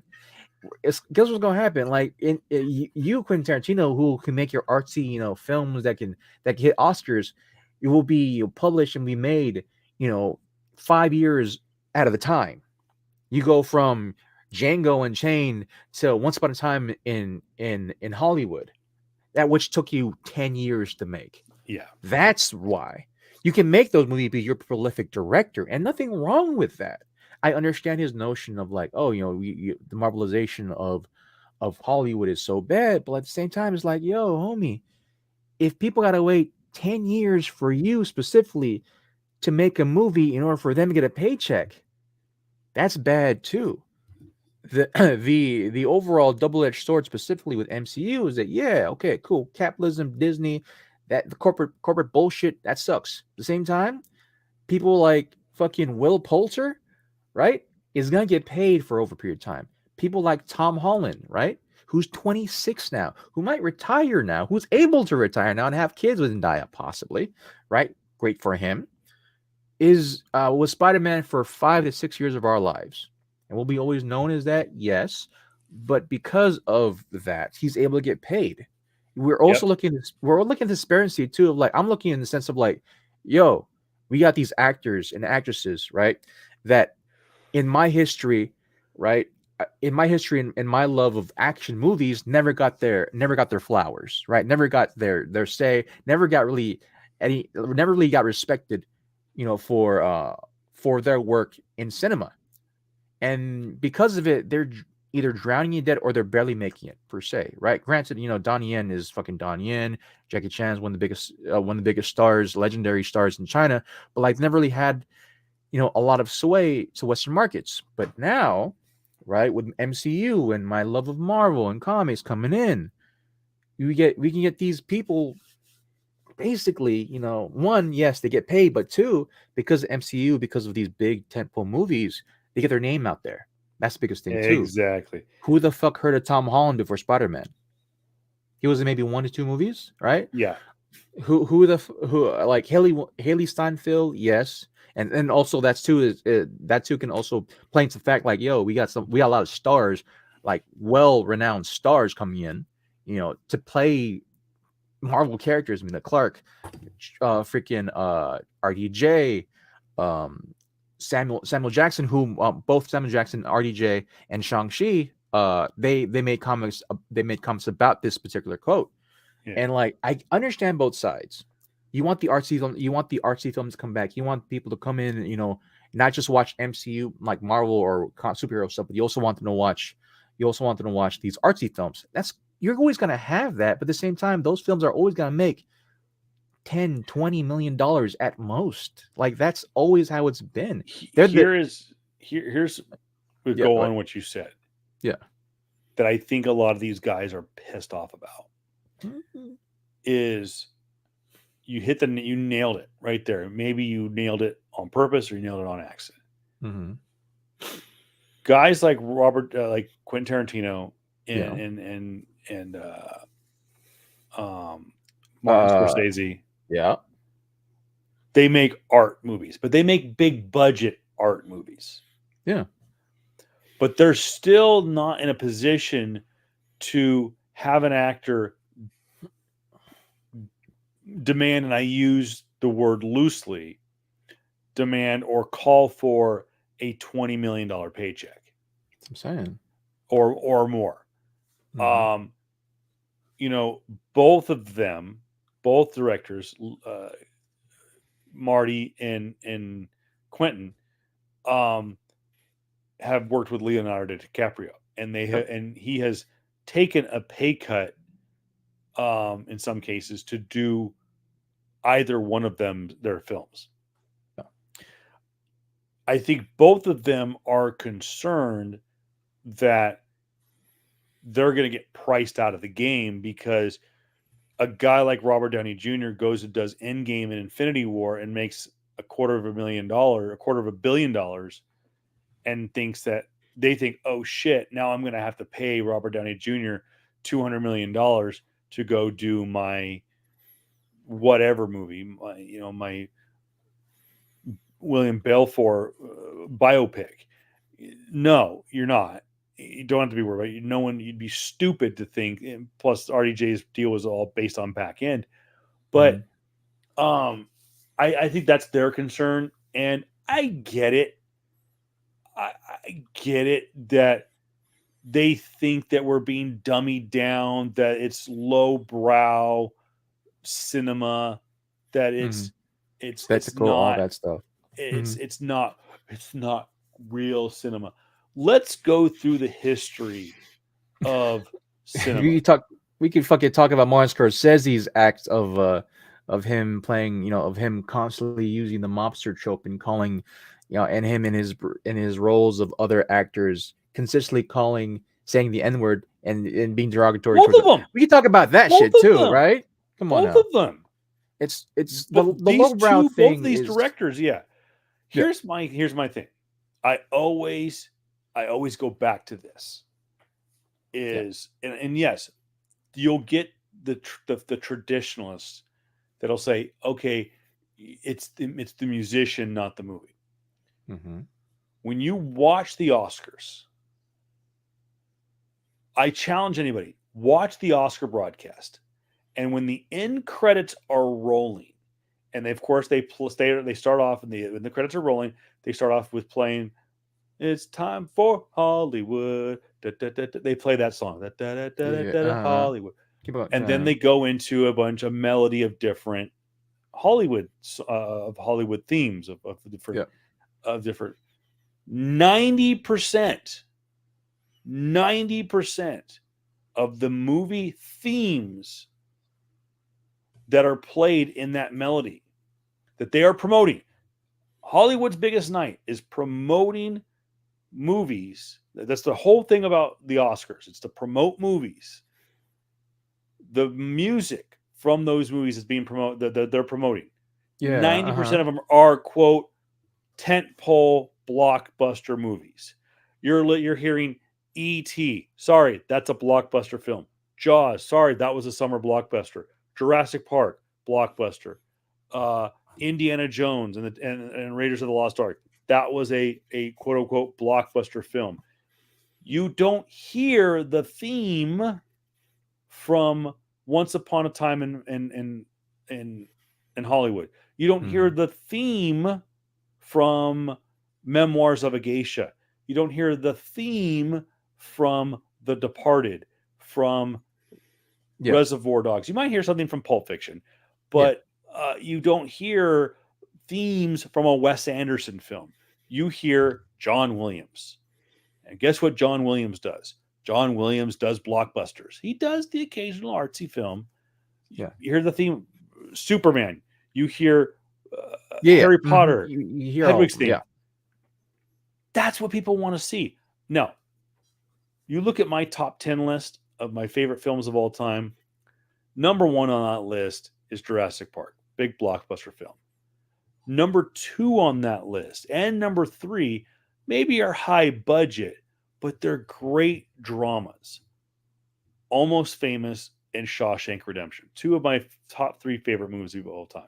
And both of those movies, though Shawshank was maybe a high budget, but they're a quote unquote artsy Oscar film. They're not a Hollywood summer blockbuster. But you don't see those movies being promoted by Hollywood because the mass wants to go see Dark Knight Rises. They don't want the mass doesn't want to go see The Departed. They don't want to see Wolf of Wall Street. They don't want to see Best in Show. Yeah, here's the thing. I'll give the end of that. They do want to see that, but not to the comparisons of like a Marvel film. No, that's what they want. Like I'm not gonna say that he's hating on Marvel films. That it's just more so like here's the thing that he should know all too well. Studios want a certain pinpointed thing, and the thing about the MCU and the thing about Disney has given basically Kevin Feige free reign to fucking do is to make whatever the hell they want. Something that in the vein of like in the vein of directors of like Quentin Tarantino and Martin Scorsese, they would love for their studio to do for them. Hey, go make whatever the fuck you want to. Here is a blank check. Go and make your thing. What would you think Quentin Tarantino would do? Right? Just to have that type of say and understand, like, oh, I can make whatever movie I want, right? Really? Me? Right? And I'm not talking about, the 50 to 100 million, right, for budget. I'm talking about the $200 million budgets, right? I'm talking about that type of stuff where you don't have to worry about anything else. And so that's just the name of the game for Hollywood, man. It's like it's entertainment. But I understand his ideal and concept of like, man, everything's being Marvelized. Yeah, that's the meta nowadays, bro. That was the meta for the 90s of like everything gotta be action movie, everything. Sorry. Yeah, I don't have to worry about it. Just trying to make it. I was trying to make it disappear. It's all good. Everything gotta be profitable. That's the biggest thing. What was that one movie that there was a movie that came out that was a number one that made an Oscar like 2 years ago, which with director from Eternals, right? That movie? Yeah, it was like a movie based on like the middle of the desert. Yeah, they were working on like an Amazon facility or something, right? Like, that's an RC movie. Who watched it? Nobody. That's what I understand that when people look at the Oscars, or these pivotal actor-esque moments, that's the pinnacle of your career. That's fine. Great. We need those forms too. Mahershala Ali did it, but he was also doing Blade. So what's the problem here? Holly Steinfeld did it for her role in Grit when she was 14. Started her career doing a Western movie, doing a Western movie, and she fucking knocked it out of the park. Absolutely, won an Oscar at that age. She's also Kate Bishop now. Yeah, what's the problem here? Chris Evans. Chris Evans was doing Not Another Teen Movie, and what was the name? Zach Tucker Must Die. I don't know. He was doing freaking stupid teeny bopper movies. Yeah. He was putting whipped cream on his chest and his junk. Okay. Yeah. Doing spoofs. Then he gets Johnny Storm. Then he gets Steve Rogers. And then guess what he got? Knives Out. And absolutely fucking killed it. It's Okay. like I understand the initial reaction of like saying that Marvel, there's no stars in Marvel. The characters are the stars. Yes, I agree with that. Right? Agreed. And I agree with that. Actors know that. Yeah, and so, but I feel like the overall, I think the whole thing is just overblown. Like, it's definitely comes from a point of like people want to hate on this comment because like, oh, it's the fucking old guard, right? Gatekeepers, all stuff. No, man, it's just people not truly understanding the whole concept of it. Like it's come on, dude. Like, this is the guy who fucking put so many stars on the map. Who really try to market and push off like this whole idea of like, you can make this shit on your own. Who fucking did Django Unchained? Right? He did the fucking Django Unchained with Jamie Foxx. Come on. It's at least give him the benefit of the doubt and understanding like what is the role now. Yes, the meta now is everyone make a superhero movie, and that the studios, the production, you shouldn't be mad at Quentin Tarantino making this sentiment. It's just what he's saying now. What we should be mad about is that the same fucking corporate bullshit that happens throughout all of life. Is like, oh, this is what makes money. Well, then guess what we're gonna do? We're gonna make franchises our own. We've been saying it for the longest freaking time. This is what happens when something gets popular. MCU does it, makes $1 billion. Oh, fucking let's make a mummy universe. Let's make the DC universe, right? Without actually making good films first. And I think that is what people are too. I think that's to put a bow on this conversation. We could talk about this till we're blue in the face. And if you guys want to join the conversation, hit us in the comment section below. Yeah. Is that I think that it did exactly that, JR, that it inspired people, even DC, to create a cinematic universe they tried to run and catch up without walking and setting their own blueprint. The failed attempt at the monster universe is I think really was the downward spiral. They failed with a movie with Tom Cruise in it. Just think how crazy that is. Yeah. And I think some will say that the kaiju universe kind of bombed. Oh, yeah. I think they told their story. Yeah.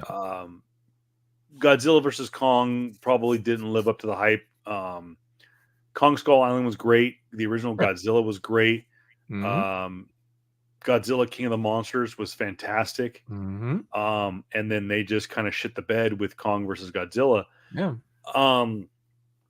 But like I said, I've had this conversation with my mom. I've had this conversation with people at work.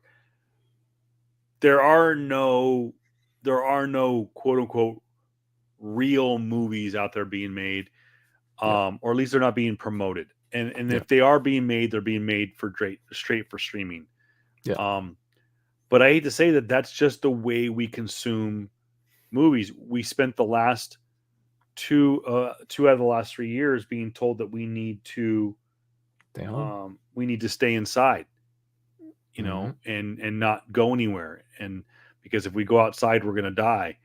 And we couldn't go to the movie theater. We got comfortable in our man caves, in our home theaters, watching stuff on Netflix and Amazon Prime and Hulu and Apple TV and stuff like that. Yeah, we are like, why do we want to go to the theater? Prime example, JR. I mean, not to throw you under the bus, but I mean, since COVID restrictions have been lifted, how many times have you been in the theater? Not prime example. I am the leading example because my thought process has always been fuck everyone else. I'm trying to watch a movie. I don't. I say the same thing. It's like it's easy to watch a movie at home now because like you can hear absolutely nothing but the movie. The biggest always been my judgment is like every time I go watch a movie, I gotta worry about other motherfuckers fucking up my experience. That's the biggest thing, and like that's always happened when I have even before COVID. So that's the thing. Like, dude, No one wants to. I'd rather spend $20, right? Especially if it's a movie that I feel is worth it. $20 or $30 when it first came out too. If the movie's worth it, I would love to watch that shit by myself. I'm kind of the same way. I even went and saw Deadpool by myself.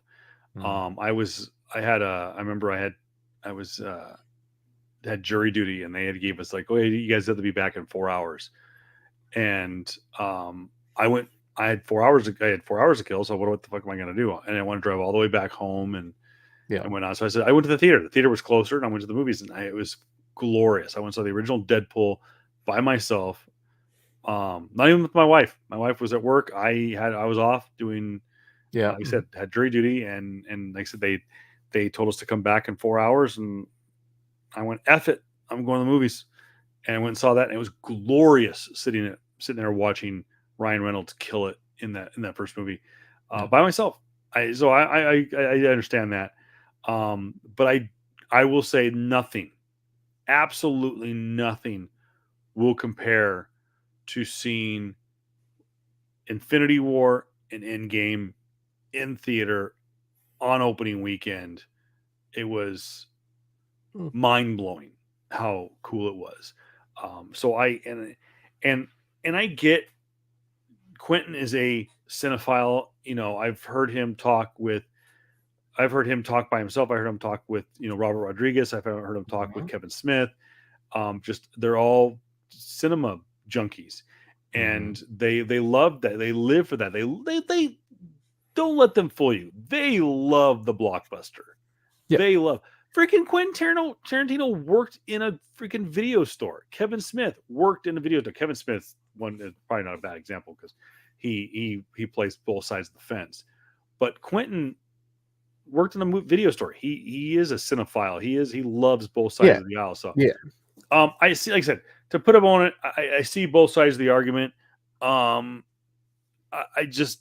think it does not do him or Marty, because it makes them both sound like old man yelling at clouds. I feel like the best thing to do for that scenario is like to have a legit conversation, right, with all these people involved. I would love to see him sit down with RDJ and Samuel Jack, because he's worked with both.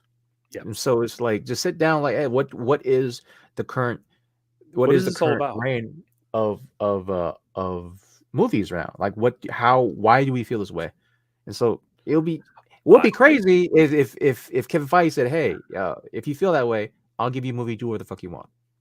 That'd be crazy to see. And there are two directors who people have called upon, because you've had some great directors who have entered into, or at least been in the vicinity of the Marvel Cinematic Universe. You have some great directors. Steven Spielberg hasn't directed a MCU movie yet, but he's been around it. George Lucas has been around it. But you've had guys like James Gunn, you got guys like Jon Favreau, who have now become household names, do movies. You have Chloe Zhao, won an Academy Award, did The Eternals. Okay, maybe The Eternals wasn't everyone's favorite cup of tea, but it still was a great film. Or not a great film, but it was a good film. I take it back. Yeah. And you've had some other directors and stuff like that. Yeah, have you had these gigantic names? No, but you had the Russo brothers, who have now become household names. So they've turned directors into household names. We now know who Peyton Reed is because of the Marvel Cinematic Universe, and know that he can make a great film. We know who Joe Walt is now, and know that he can make great films because of what he did with Spider-Man. We know who the Watts. I'm sorry. We know who the Russo brothers are now. They were fucking TV directors. Now they have an entire production studio, and they're making movies for freaking Netflix. Whether you think that's a good thing or a bad thing. The only guys that haven't made movies for Marvel are Wes Anderson, Quentin Tarantino, Kevin Smith, technically Steven Spielberg. I know George Lucas has been more involved with Lucasfilms and kind of around the Mandalorian and stuff like that. He's not directed anything, but Spielberg hasn't been involved. They've tried to bring him in. Let's reel him in. Let him go off the sunset and just enjoy whatever the fuck he wants to do. But if I'm Kevin Feige, you have Marty's number. Marty, it's Kevin Feige, Marvel Studios. Let's do lunch. Come on down to the studio. I'm not going to give you the song and dance. Come see what we do. I would love your feedback. How can we make this better? Think about what you have coming down the pipeline that he could just move this over there, shoot it from this angle.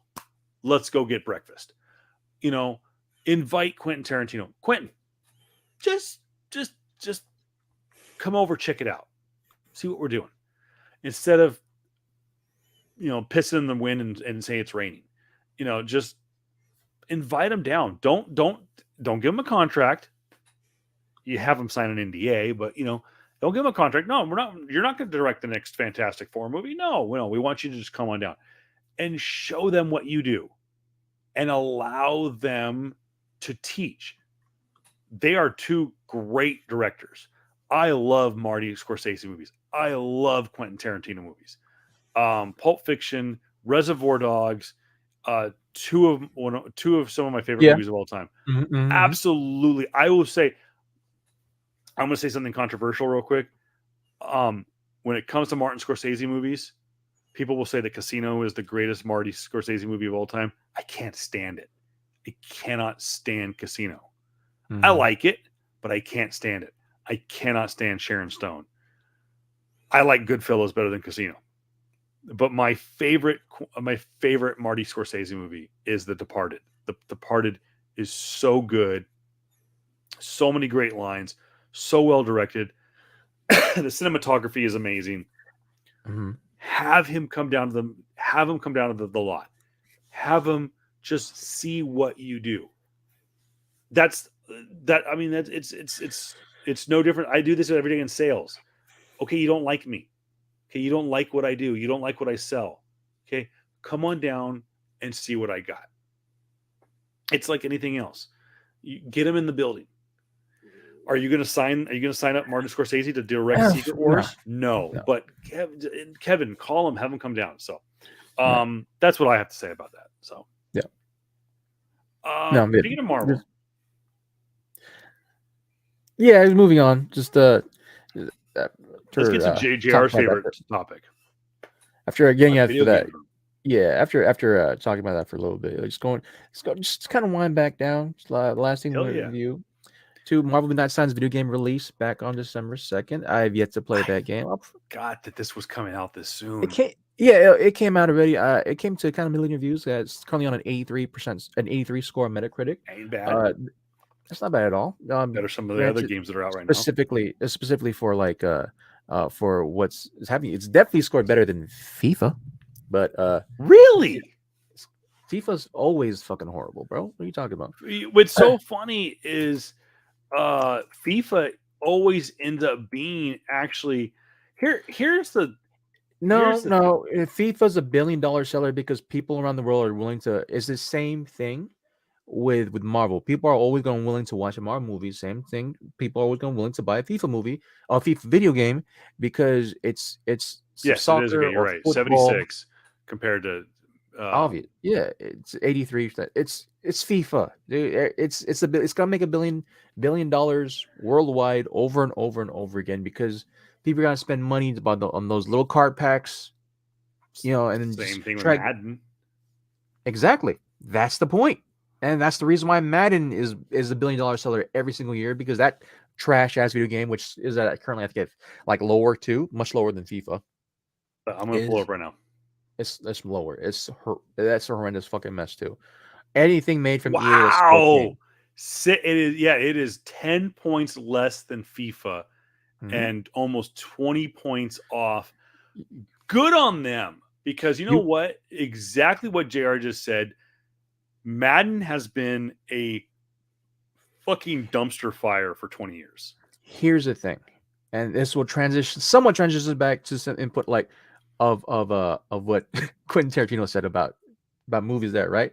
His thought process of what he thought what Marvel is doing to movies nowadays is actually what's happening in the video game world with Madden, FIFA, and all this trash sports series.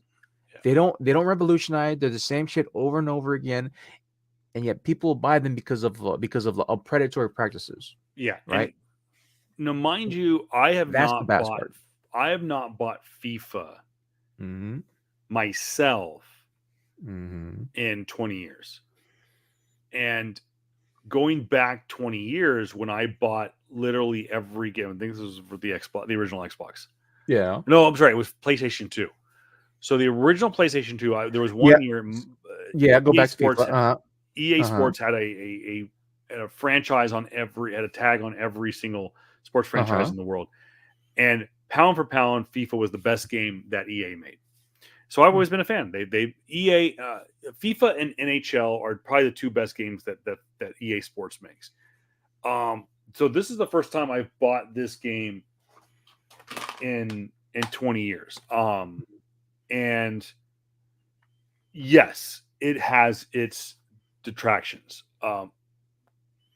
And I find new things every day that I don't like about it. But just like that review where they said, what is it? It was a 77% Metascore.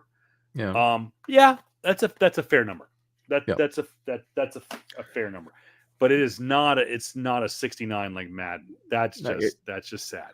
Again, like the game, if thankfully for you, if you haven't picked up an EA game, specifically sports game in 20 years, right? I will say this, that if you bought an EA game 10 years ago, it hasn't changed. The only thing that's changed is the roster and names and players going in and out. That's literally it. And so that's the biggest takeaway from a FIFA / EA game in general, man. It's like shit hasn't changed, man. It's the same shit from fucking 10 years ago. It might somewhat look nicer, even though people will definitely combat that thought. But yeah, but going back to Midnight Suns video game release, it came out December 2nd. Currently Metacritic score of 83. I will never buy it when it becomes cheaper, man. Like again, going back. I'll look for the stream on PlayStation Plus. Yeah, considering the fact that like it's like the age right now specifically, and hopefully this will segue into another point, is that everything's more expensive. Your $60 games is now $70, and so I don't know if I'm willing to spend $70 on a game, that is gonna be buggy from out of pocket. And so the same thing goes to, like, I don't know if I want to spend $70 on a sports game either, right? Which the next game's gonna come out next year. So that's definitely a thought process, man. Like, it's already hard paying $75 for this freaking thing, $120 or more for the next version of this. And so do I want to spend another $70 for a game that's quite literally gonna come out the next year? So hopefully there'll be a price cut eventually in the next like 6 months or so, where that $70 will go down to maybe 40, hopefully $45, hopefully $50. And so we'll see that. Going to this next point though, and this is my point of contention, Cyberpunk 2077 is getting a Game of the Year edition. How? Fucking what? How? You know me, right? I was a huge fan of. I still am now, right? Because this has gone back to me. But yeah, the original game that came back in 2020 is getting a Game of the Year edition. 2 years, almost. Actually, it came out December 10th, so almost 2 years to the day that is getting a Game of the Year. And I gotta say, fucking why? and no hate towards CD Projekt Red, but a little disappointment. Definitely a bunch of disappointment, actually. Why are you releasing a Game of the Year edition? Maybe you should have released a game finally put together edition, and that would make more sense. Is it even nominated for Game of the Year? No. Was it nominated? Why- How no. are you calling yourself Game of the Year? It's the same thought process too. Like I think Bethesda did this like a year. Bethesda did this a year ago too, where like they put out a Game of the Year edition for Vault 76, and that fucking horrible atrocity of a buggy mess too, right? If people don't realize, we've been following Cyberpunk 2077 literally since day one of this podcast. Yeah, me. The first trailer, first gameplay footage of this game came out in May, June of 2020. Yeah. The game came out by the end of the year. I And would JR, you bought it for PS4, PS4, and you said it $60. was a fucking dumpster fire. It was fucking like I love. Now, here's the thing. It was a good game when you break down. What it made it fucking horrible and trashy was that it was an unfinished game. And which we'll get to another game that's unfinished. Think of FIFA, right? If FIFA every 5 minutes on you crashed. If FIFA, don't bring that fucking evil on me, Ricky Bobby. You sent me, I think you sent me a GIF, right, or whatever, a video of like someone fucking Hadouking or like full on drop kicking another player into the goal. Think of that happen. It was you or somebody else. Think of that happening I sent you that. Yeah, think of that GIF, right, or that little glitch happening to everything all the time. That was Cyberpunk 2077. And I've never run into that with FIFA. It's gonna that's what it was, right? And so a lot of the people too, when they post like these little gifs and shit, right, of like what happened when what's wrong with Cyberpunk, right? You think, oh, that's people looking for that shit. No, man, that shit happens. That shit happened to me. Every hour or so I played the game, it crashed. Like it was a good game when they finally fixed it a year and a half later. Yeah, and knock on wood, I don't know if it's the system, if it's the games that I've chosen. I have played Miles Morales. I have played Battlefront 2. I have played Fallen Order. Mm-hmm. I have played Guardians of the Galaxy. I even went back and played Vice City from the PlayStation 2 on my PS5. Mm-hmm. And I have yet to have a game crash. I have yet to have a game. Good for you. Lock up or something like that. So, knock on wood. Good for you, man. I'm hoping they would have way more respect for me if they said if they gave this edition a finally worked edition. There you go. I like that. They would have so much more respect from me specifically if they came out with that edition. Like, oh hey guys, it finally works. Here you go. Right? And so there you go. But going into another game, Callisto Protocol, that finally released. Actually, I'm gonna do a bunch of like a bunch of like bullet points. Callisto Protocol, from the makers of the old school beloved Dead Space game, which that too is getting re-released too. The makers of that is made another game called Callisto Protocol that released a little bit buggy as well. I inevitably will buy that game as well. Dying Light 2 got a bunch of trailers released, and a release date finally comes out on April 28th, 2023. Set in a zombified LA. That looks like an interesting game. I cannot wait for that. And the biggest topic of discussion for me, for you, my guy, is that have you played Pokemon Scarlet and Violet? Yeah. I did. Pre-ordered it earlier this year, received it back during Black Friday. Not Black Friday, Thanksgiving Day, or Thanksgiving weekend. Was super excited about it. Played 5 minutes of it. Mm-hmm. And was already bored with it. I wanted to come back to playing FIFA. Okay. The best way to describe it is there's almost too much going on. Mm-hmm. The open worldness of it, great. Love that. Pokemon Legend Arceus is probably by far one of the best role-playing games ever made. And easily the best Pokemon game that's ever been made. Okay. Some will say from the main series that some of the old Nintendo, the original Game Boy or the Nintendo DS games were, from a story standpoint and originality, were better. I'll give you Pokemon like so for example, Pokemon Sapphire and Ruby. Pokemon Ruby, in my opinion, is probably one of the best games that from the Pokemon main series. Some will say Black and White was really good. I'm just Sword and Shield was really good. Yeah. Legends Arceus was imagine Pokemon meets Breath of the Wild. Wow. I'm just still taken aback that you said Pokemon Arceus was one of the best RPG games you ever made. Wow, really? I just think because it took where we're going from a gamer standpoint of open world to a whole new level. How so? So the developers of Breath of the Wild worked on this Pokemon Legends Arceus. Those guys, once their contract ends up with I don't know, I can't remember who the exact company is, but the company that did Breath of the Wild, that did Pokemon Legends Arceus, that's doing the Breath of the Wild sequel, which comes out next year. If their production company contract ends with Nintendo, it is going to be a feeding frenzy, because where we're going in the gaming world is we're going towards open worldness, and people like that kind of gameplay. They like open world. They like being able to explore and free range and stuff like that. We saw it with Grand Theft Auto. We've seen it with Red Dead Redemption. We've seen it with other games start to adapt a little bit. Imagine Call of Duty Modern Warfare.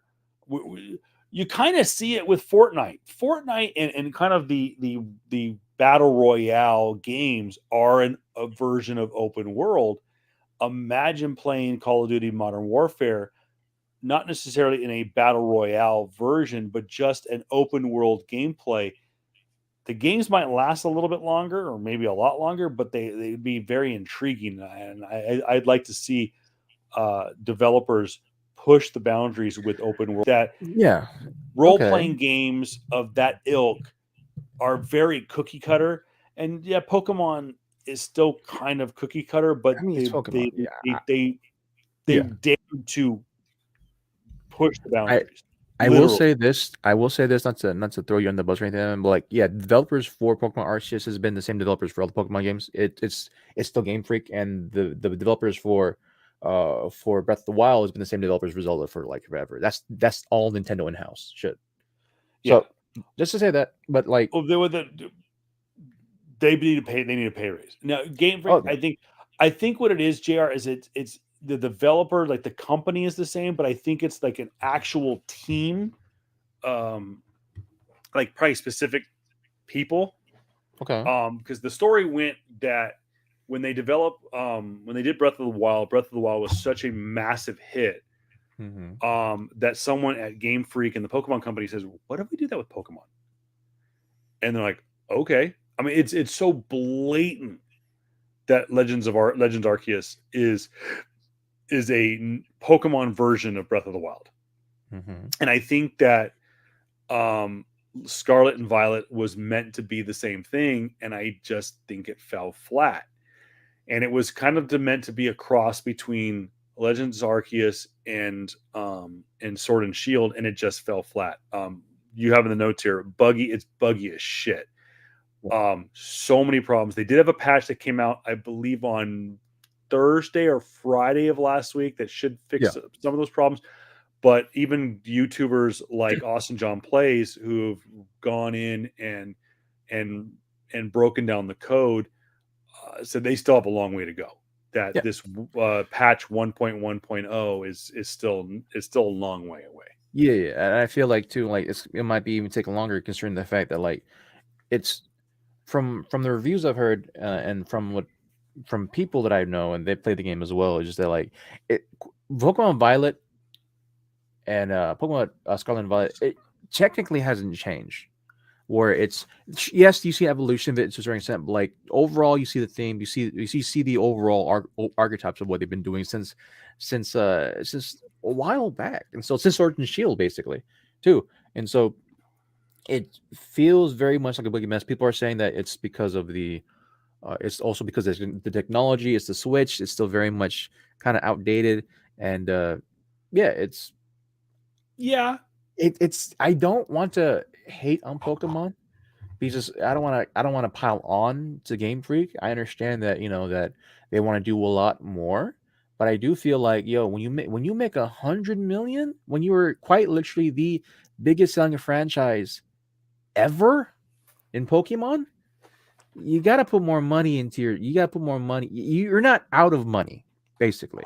No. You're talking about a franchise that is the most coveted franchise ever, like ever, more than Marvel, more than comic books, more than like what Harry Potter, more than all that shit. You're talking about a multi-billion-dollar IP, and this is what you come out with?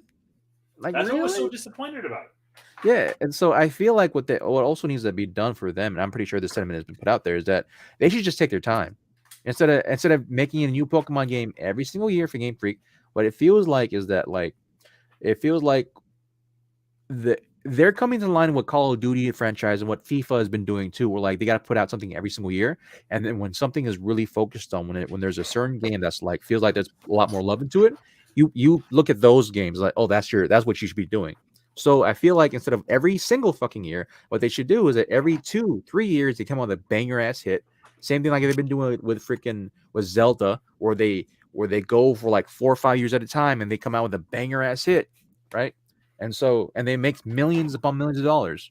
And so I think that you can do that with video games. Yeah, you can do that with video games. That's the downside of a sports game. Use FIFA as example is you have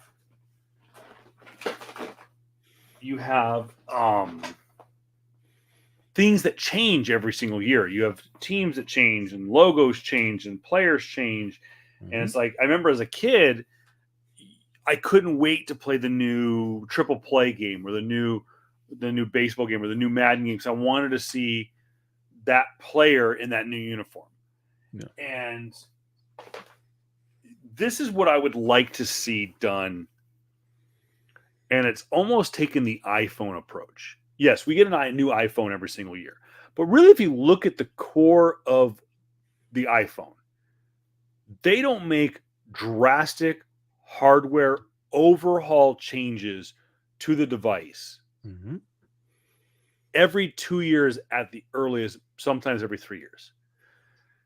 Video games should take a note from games like Breath of the Wild, like Legend of Zelda.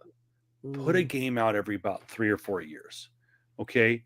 And Legend Arceus was supposed to do this, and I think that's why maybe Scarlet and Violet got pushed out early. They were supposed to have Sword and Shield had multiple DLCs, and obviously with the subscription to Nintendo Online, you got the DLCs for free. Or you paid like $10 for the DLCs, which that's not too bad in this day and age. They should probably focus more on doing that. Yeah. Make a main game, a main substance game that tells a story that in this case unlocks new Pokemon. Let's use Pokemon for example.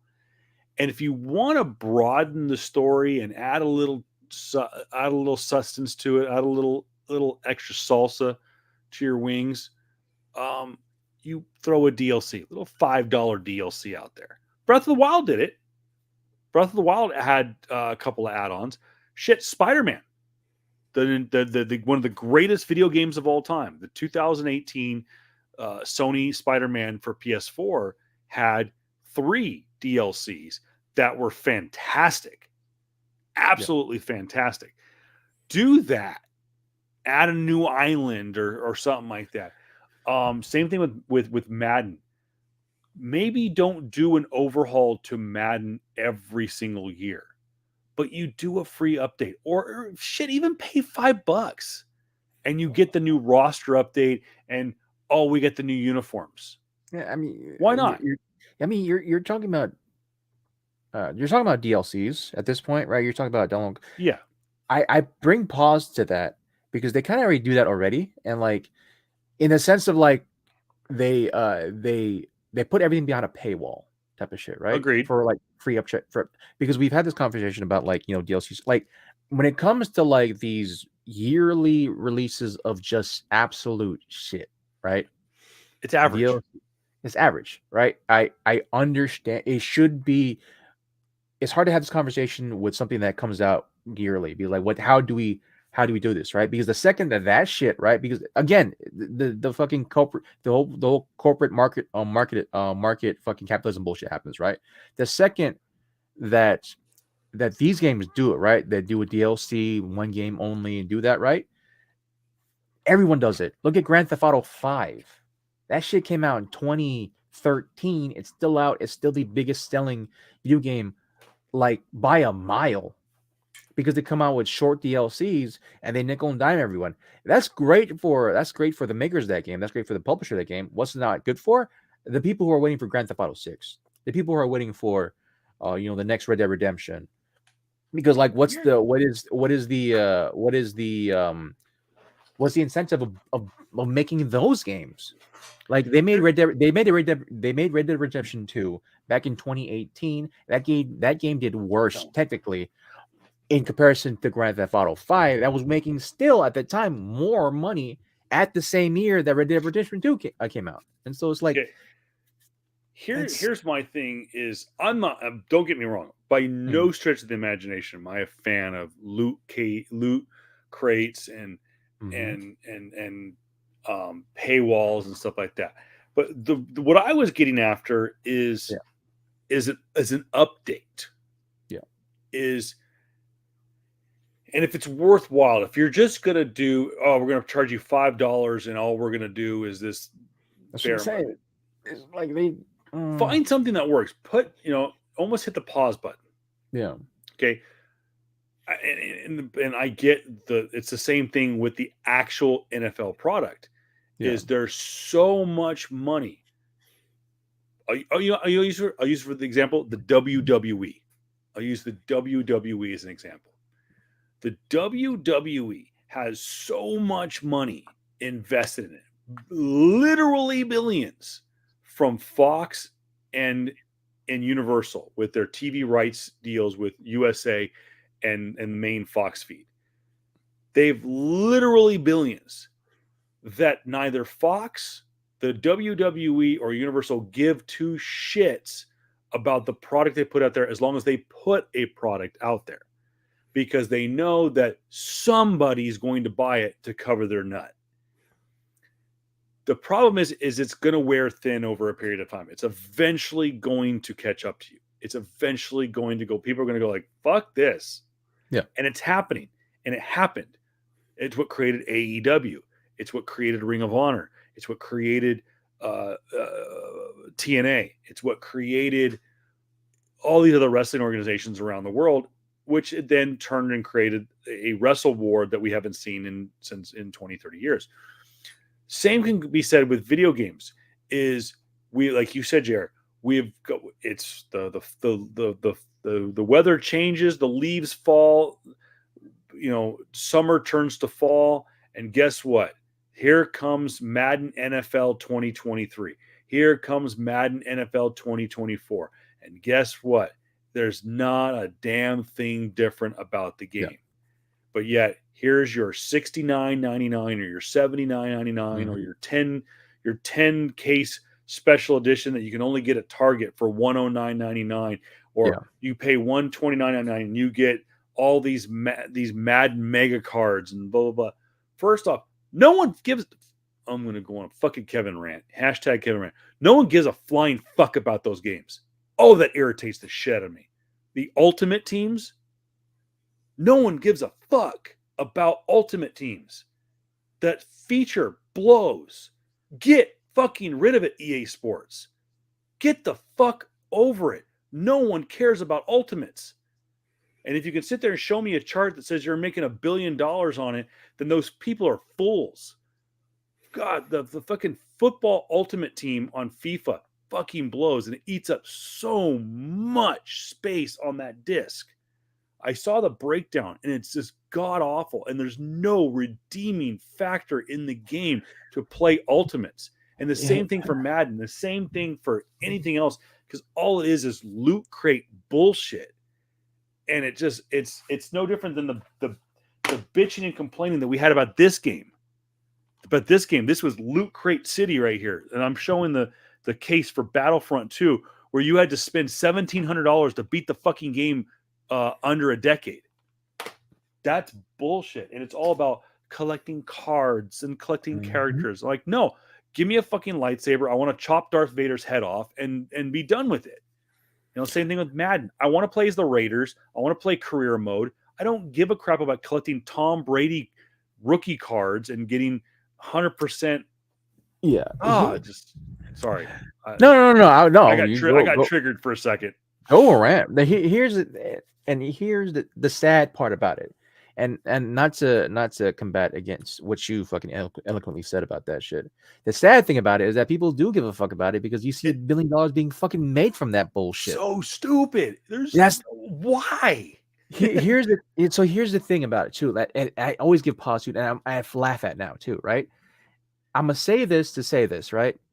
Your fucking little, you put your $1.99 down for a fucking card pack, right? To get those card pack shit. You don't guess that. You know what that is nowadays? That's NFTs, motherfucker. Yeah, those are NFTs. Those are non-fungible tokens. Now, guess what's gonna happen next year? Gonna be worthless. Your shit doesn't. Your shit does not carry over. And like, understanding this is coming from a person who plays Modern fucking Warfare, right? Where my dumbass will spend $10 on a season pass, which I know for full damn well, right? When I played Warzone 2 years, the last 2 years, and there's a new fucking video game that came out. Guess what's happening? That shit is gone. That shit doesn't carry over. That your NFTs, right? Your non-fungible tokens, your digital, fucking cards, whatever. That shit goes nowhere, my guy. You spend $100.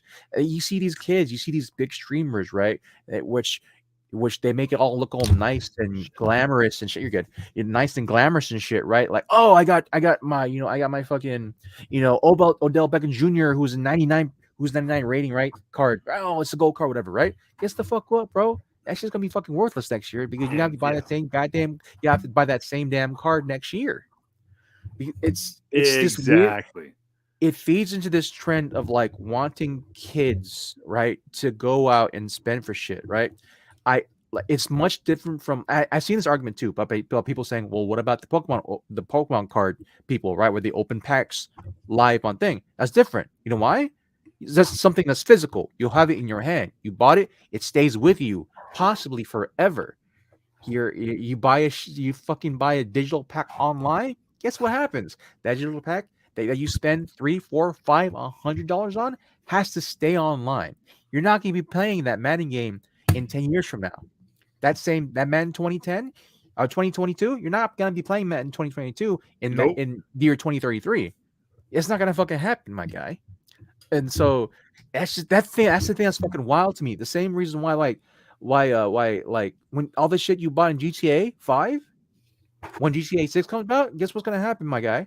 That shit that you bought in GTA 5 is not gonna come with you in GTA 6 because they want you again, corporatism and fucking the free market, quote unquote. They want you to keep on buying the same shit for a new thing, and guess what? It's gonna happen. That's the sad thing. Yeah, but people won't recognize that shit until they're like fucking $3,000 in debt. Yeah, it's sad. Just being more knowledgeable.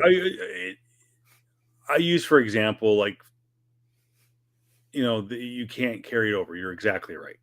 You buy the card, you buy the Tom Brady gold, platinum, diamond, 100%. Yeah. Freaking Patriots 97 blue 42 edition card. Look what I got. Okay, what does that get you? Well, I could put them on my Ultimates team. Okay, what does that mean? And you're absolutely right, Jared. Absolutely right. You know who the ultimate team card people are? Let me make it indemn just real quick before I start cutting you off. Let me make it indemn quick. I'm not trying to demonize the people buying it because I understand they were all fucking You do victims. you. for it. If that's what you want to fucking Hey, do. hey, if you got money to spend, you got money to spend. And I'm not trying to demonize you. What I am demonizing is the people that want your money and that know you're gonna be doing this. This is the same shit as fucking gambling addiction, my dudes. Like you gotta recognize, that shit. Recognize that it's a problem. Understand it's a problem. Understand that too. That I'm also giving you grace and understand that like me, I could spend $10 I could spend $10 or so on a season pass, right? Because all those shiny new skins or whatever, right? Looks cool. I can have grace for the people who can buy this shit, but I have all nothing but vitriol towards the organizations that continue to fucking push this bullshit out. But onwards to what you want to say. Don't get me started with skins. Oh, that irritates the shit out of me. I had that conversation with my kids. They wanted to play. There was some game, and they wanted. Well, Dad, I need Roblox. this. I'm like, why? Roblox, right? Yeah, I think it was Roblox. Hey, or Minecraft or something like that. And they're like, well, we want to do this. I'm like, do you understand? Like, you don't get that T-shirt in real life. Like, it's just a video game. It's one thing. I'm like, if you want, this is like, for example, my daughter wants to play The Sims. I used to play Sim City back in the day when it originally came out. Oh, and you know how you improved your city? You made money. But it's this instant gratification. I know I'm going to be old man yelling at clouds right here. It's that instant gratification that we want to win now. Case in point, made by EA, Sim City, great game. Probably it's a Hall of Fame level video game. Okay. Sim City was a game you played for days, if not months, if not years. I would go, I remember my buddy and I had this game so dialed in, and we had the city built. Wasn't great. We weren't a metropolis. We were a city. We're just a basic city. Had a fire department, a police department, and we went. I remember we set it up and we took off and we went to the fair. Real life. We left his house and went to the Riverside County Fair, and we came back and okay, there was a few things. They had a natural disaster. There was a tornado and some stuff got destroyed. We fixed it and blah blah blah. But we made some money. Okay. We let it sit for a few hours and we made some money and we made some improvements and we went there. And then we saved the game and then we set it on a trajectory and we left it we left the game overnight. We went to bed and we left it overnight. We came back and holy crap, we made a shit ton of money. And that's how you play the games. Nowadays it's like, nope, I got to go put in my mom's credit card and I need 1,400 gold tokens and all this stuff, and it's just like so I can in less than 15 minutes I can have my metropolis built instead of spending your time and doing it. So like I said, I know I'm gonna sound like old man yelling at clouds saying back in my day you had to fucking wait. To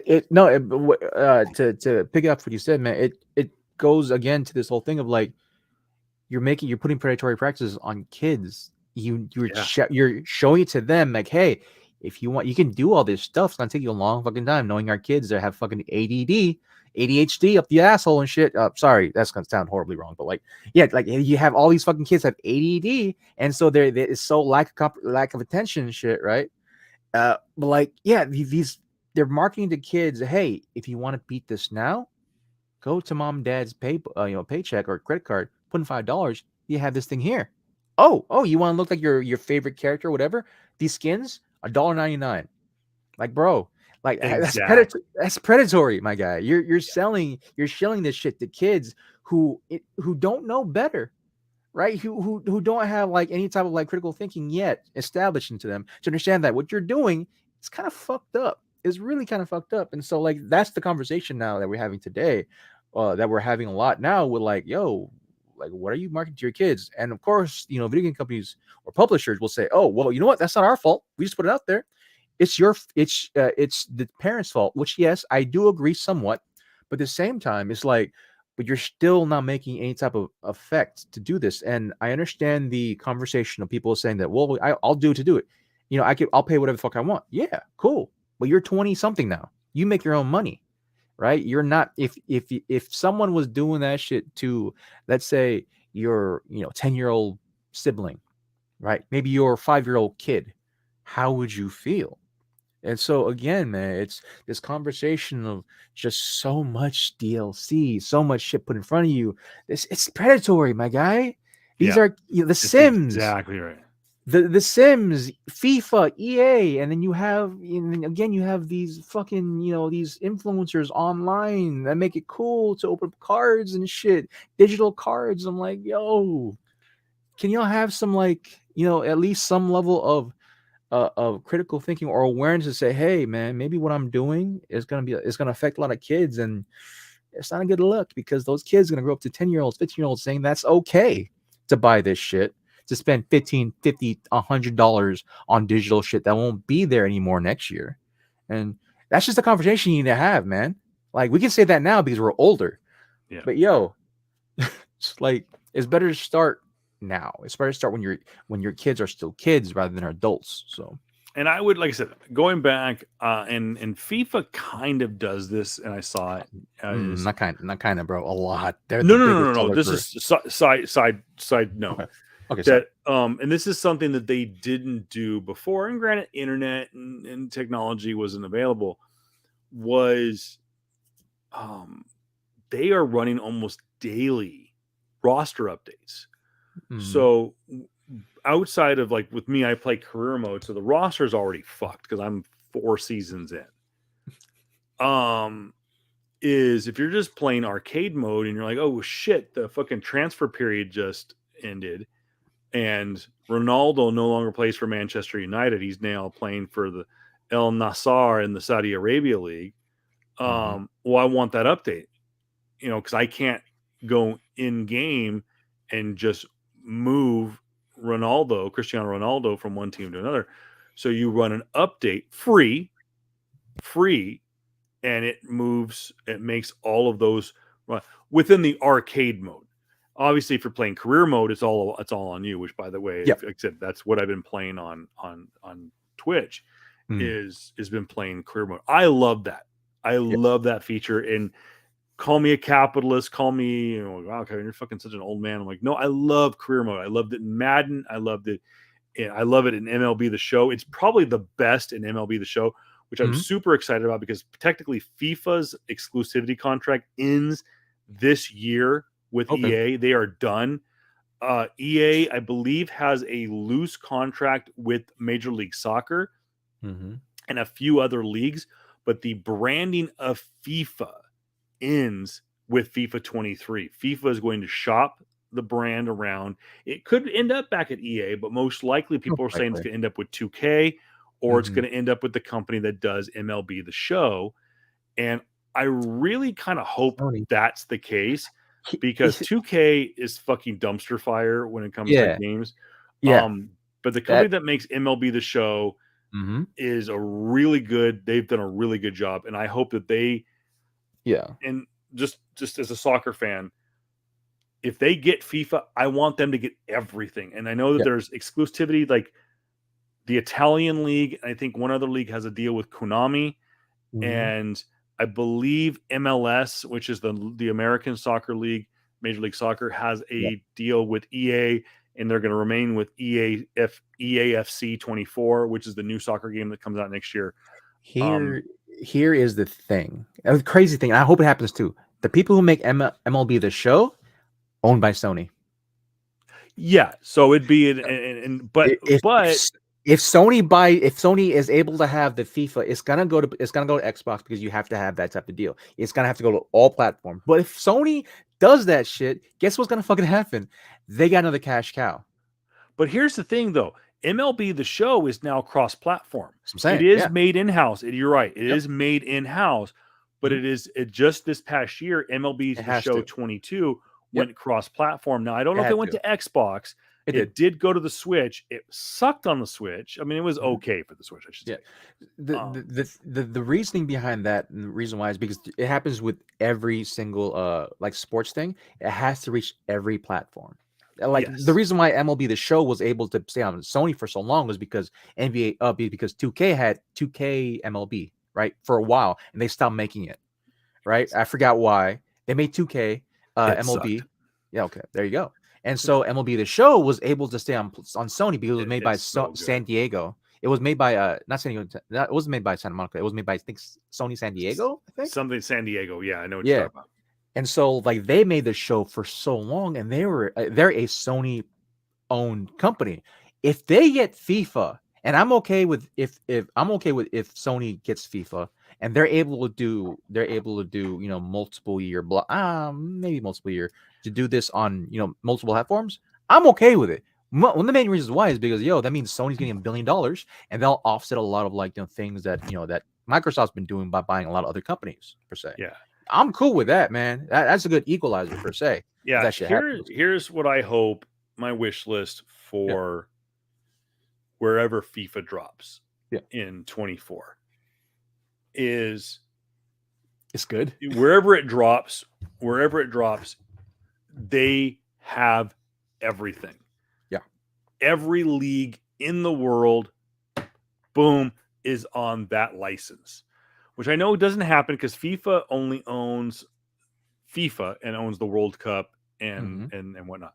But here's the deal: is I hope that every league in the world is attached to this new license deal. Yeah. You have every tournament in the world attached to this license deal. You have players are going to come with the team, but you have every team, every league, every tournament attached to this licensing deal with FIFA 24 and wherever it goes, because I love realism.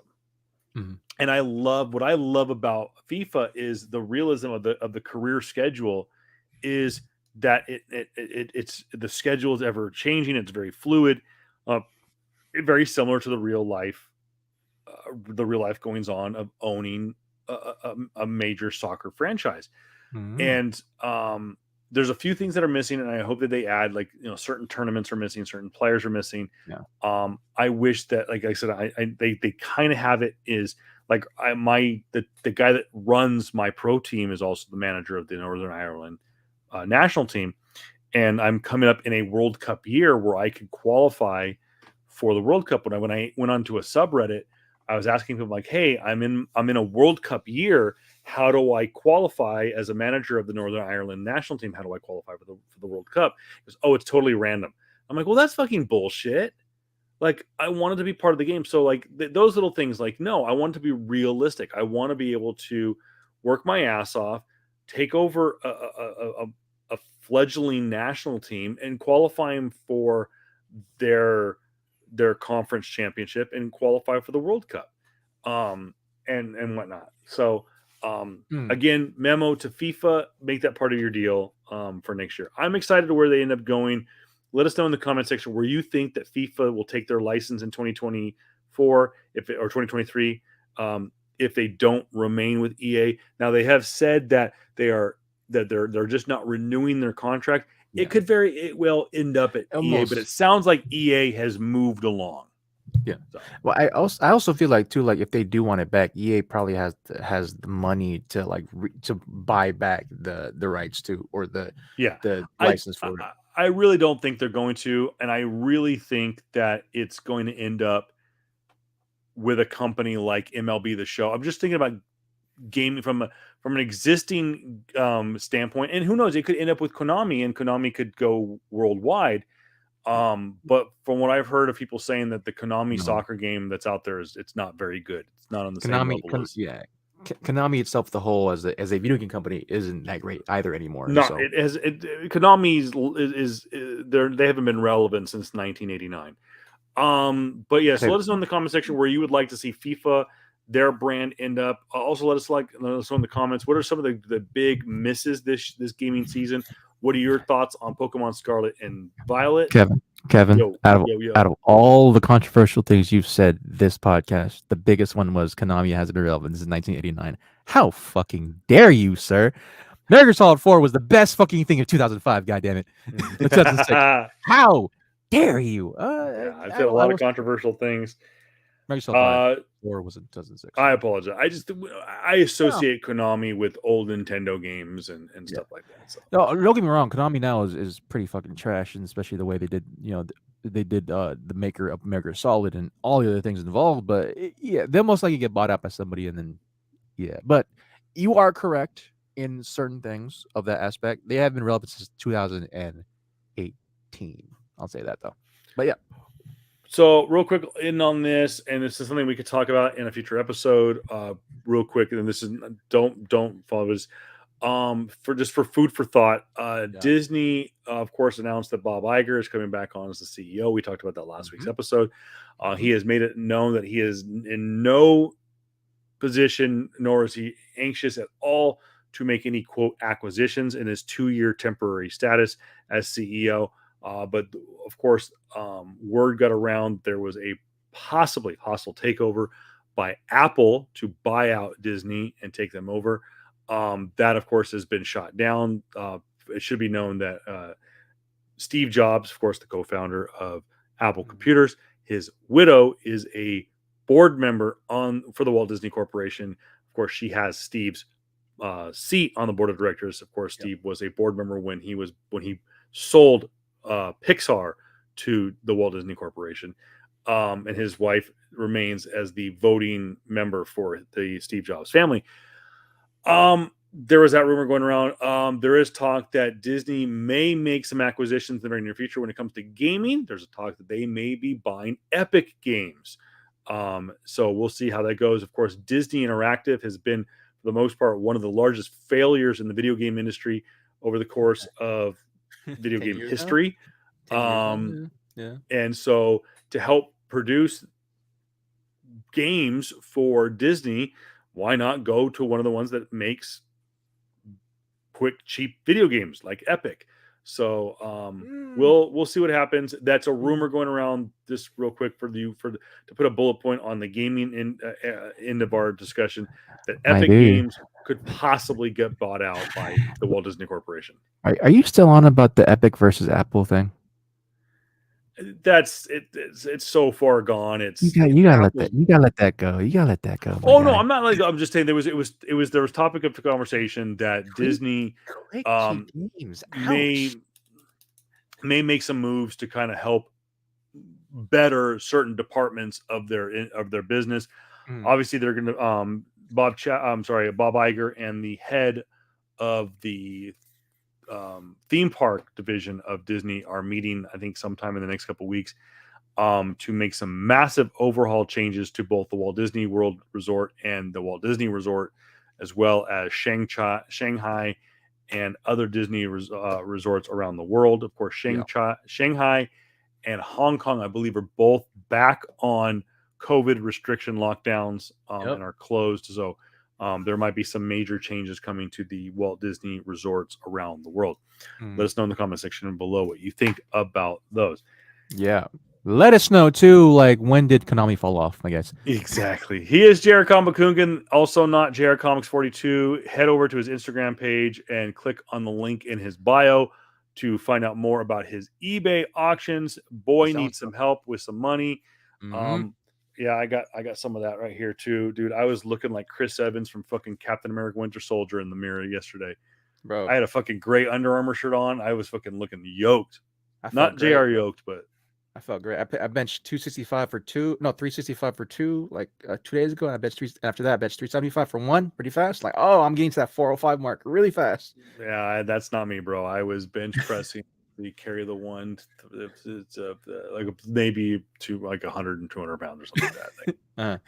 No, I don't even think that. Like, I think I did the bar plus like 30 pounds. I think I did like 100 pounds or something. That's still good. That's still good. Just still dealing with some shoulder issues. But I'm getting back in there. Arms have been pretty good. So yeah. Anyways, thank you guys. He is Jared Comikungan. Support him. Go over to his eBay page. Go over to his Instagram page. He has a lot to talk about when it comes to video games, music. Support it. You can find me at Voice of Reason 23 on all social media platforms. Support all of our other platforms there in the bottom, including Twitter, PS Comics I Love You, PS Comics I Love You on Instagram, PS Comics I Love You on Facebook. Of course, you can find us at PS Comics I Love You on YouTube. That's youtube.com/@PS Comics I Love You. Twitch.tv/PS Comics I Love You.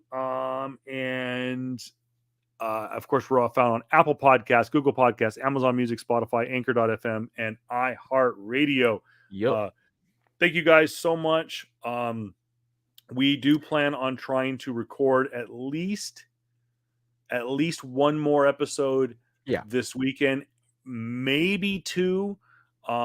We are for sure going to do some kind of Star Wars-esque episode, which will feature our review of Andor. And then we are going to do a full Phase 4 rundown, including our full review of Black Panther: Wakanda Forever and the Guardians of the Galaxy holiday special. So yeah, we got that coming up. Hopefully this weekend. Hopefully, schedule willing, this weekend. It may not be Friday night. Maybe sometime Saturday afternoon or Saturday morning. Yeah. I have some work, unforeseen work complications for Friday night. So cool. All right. Thank you, my friend. that. As always, JR, I'm Kevin. Peace out. Enjoy yourself. And yeah, we'll see you when you see you. Peace. Peace. And broadcast. Hit the button, Kevin.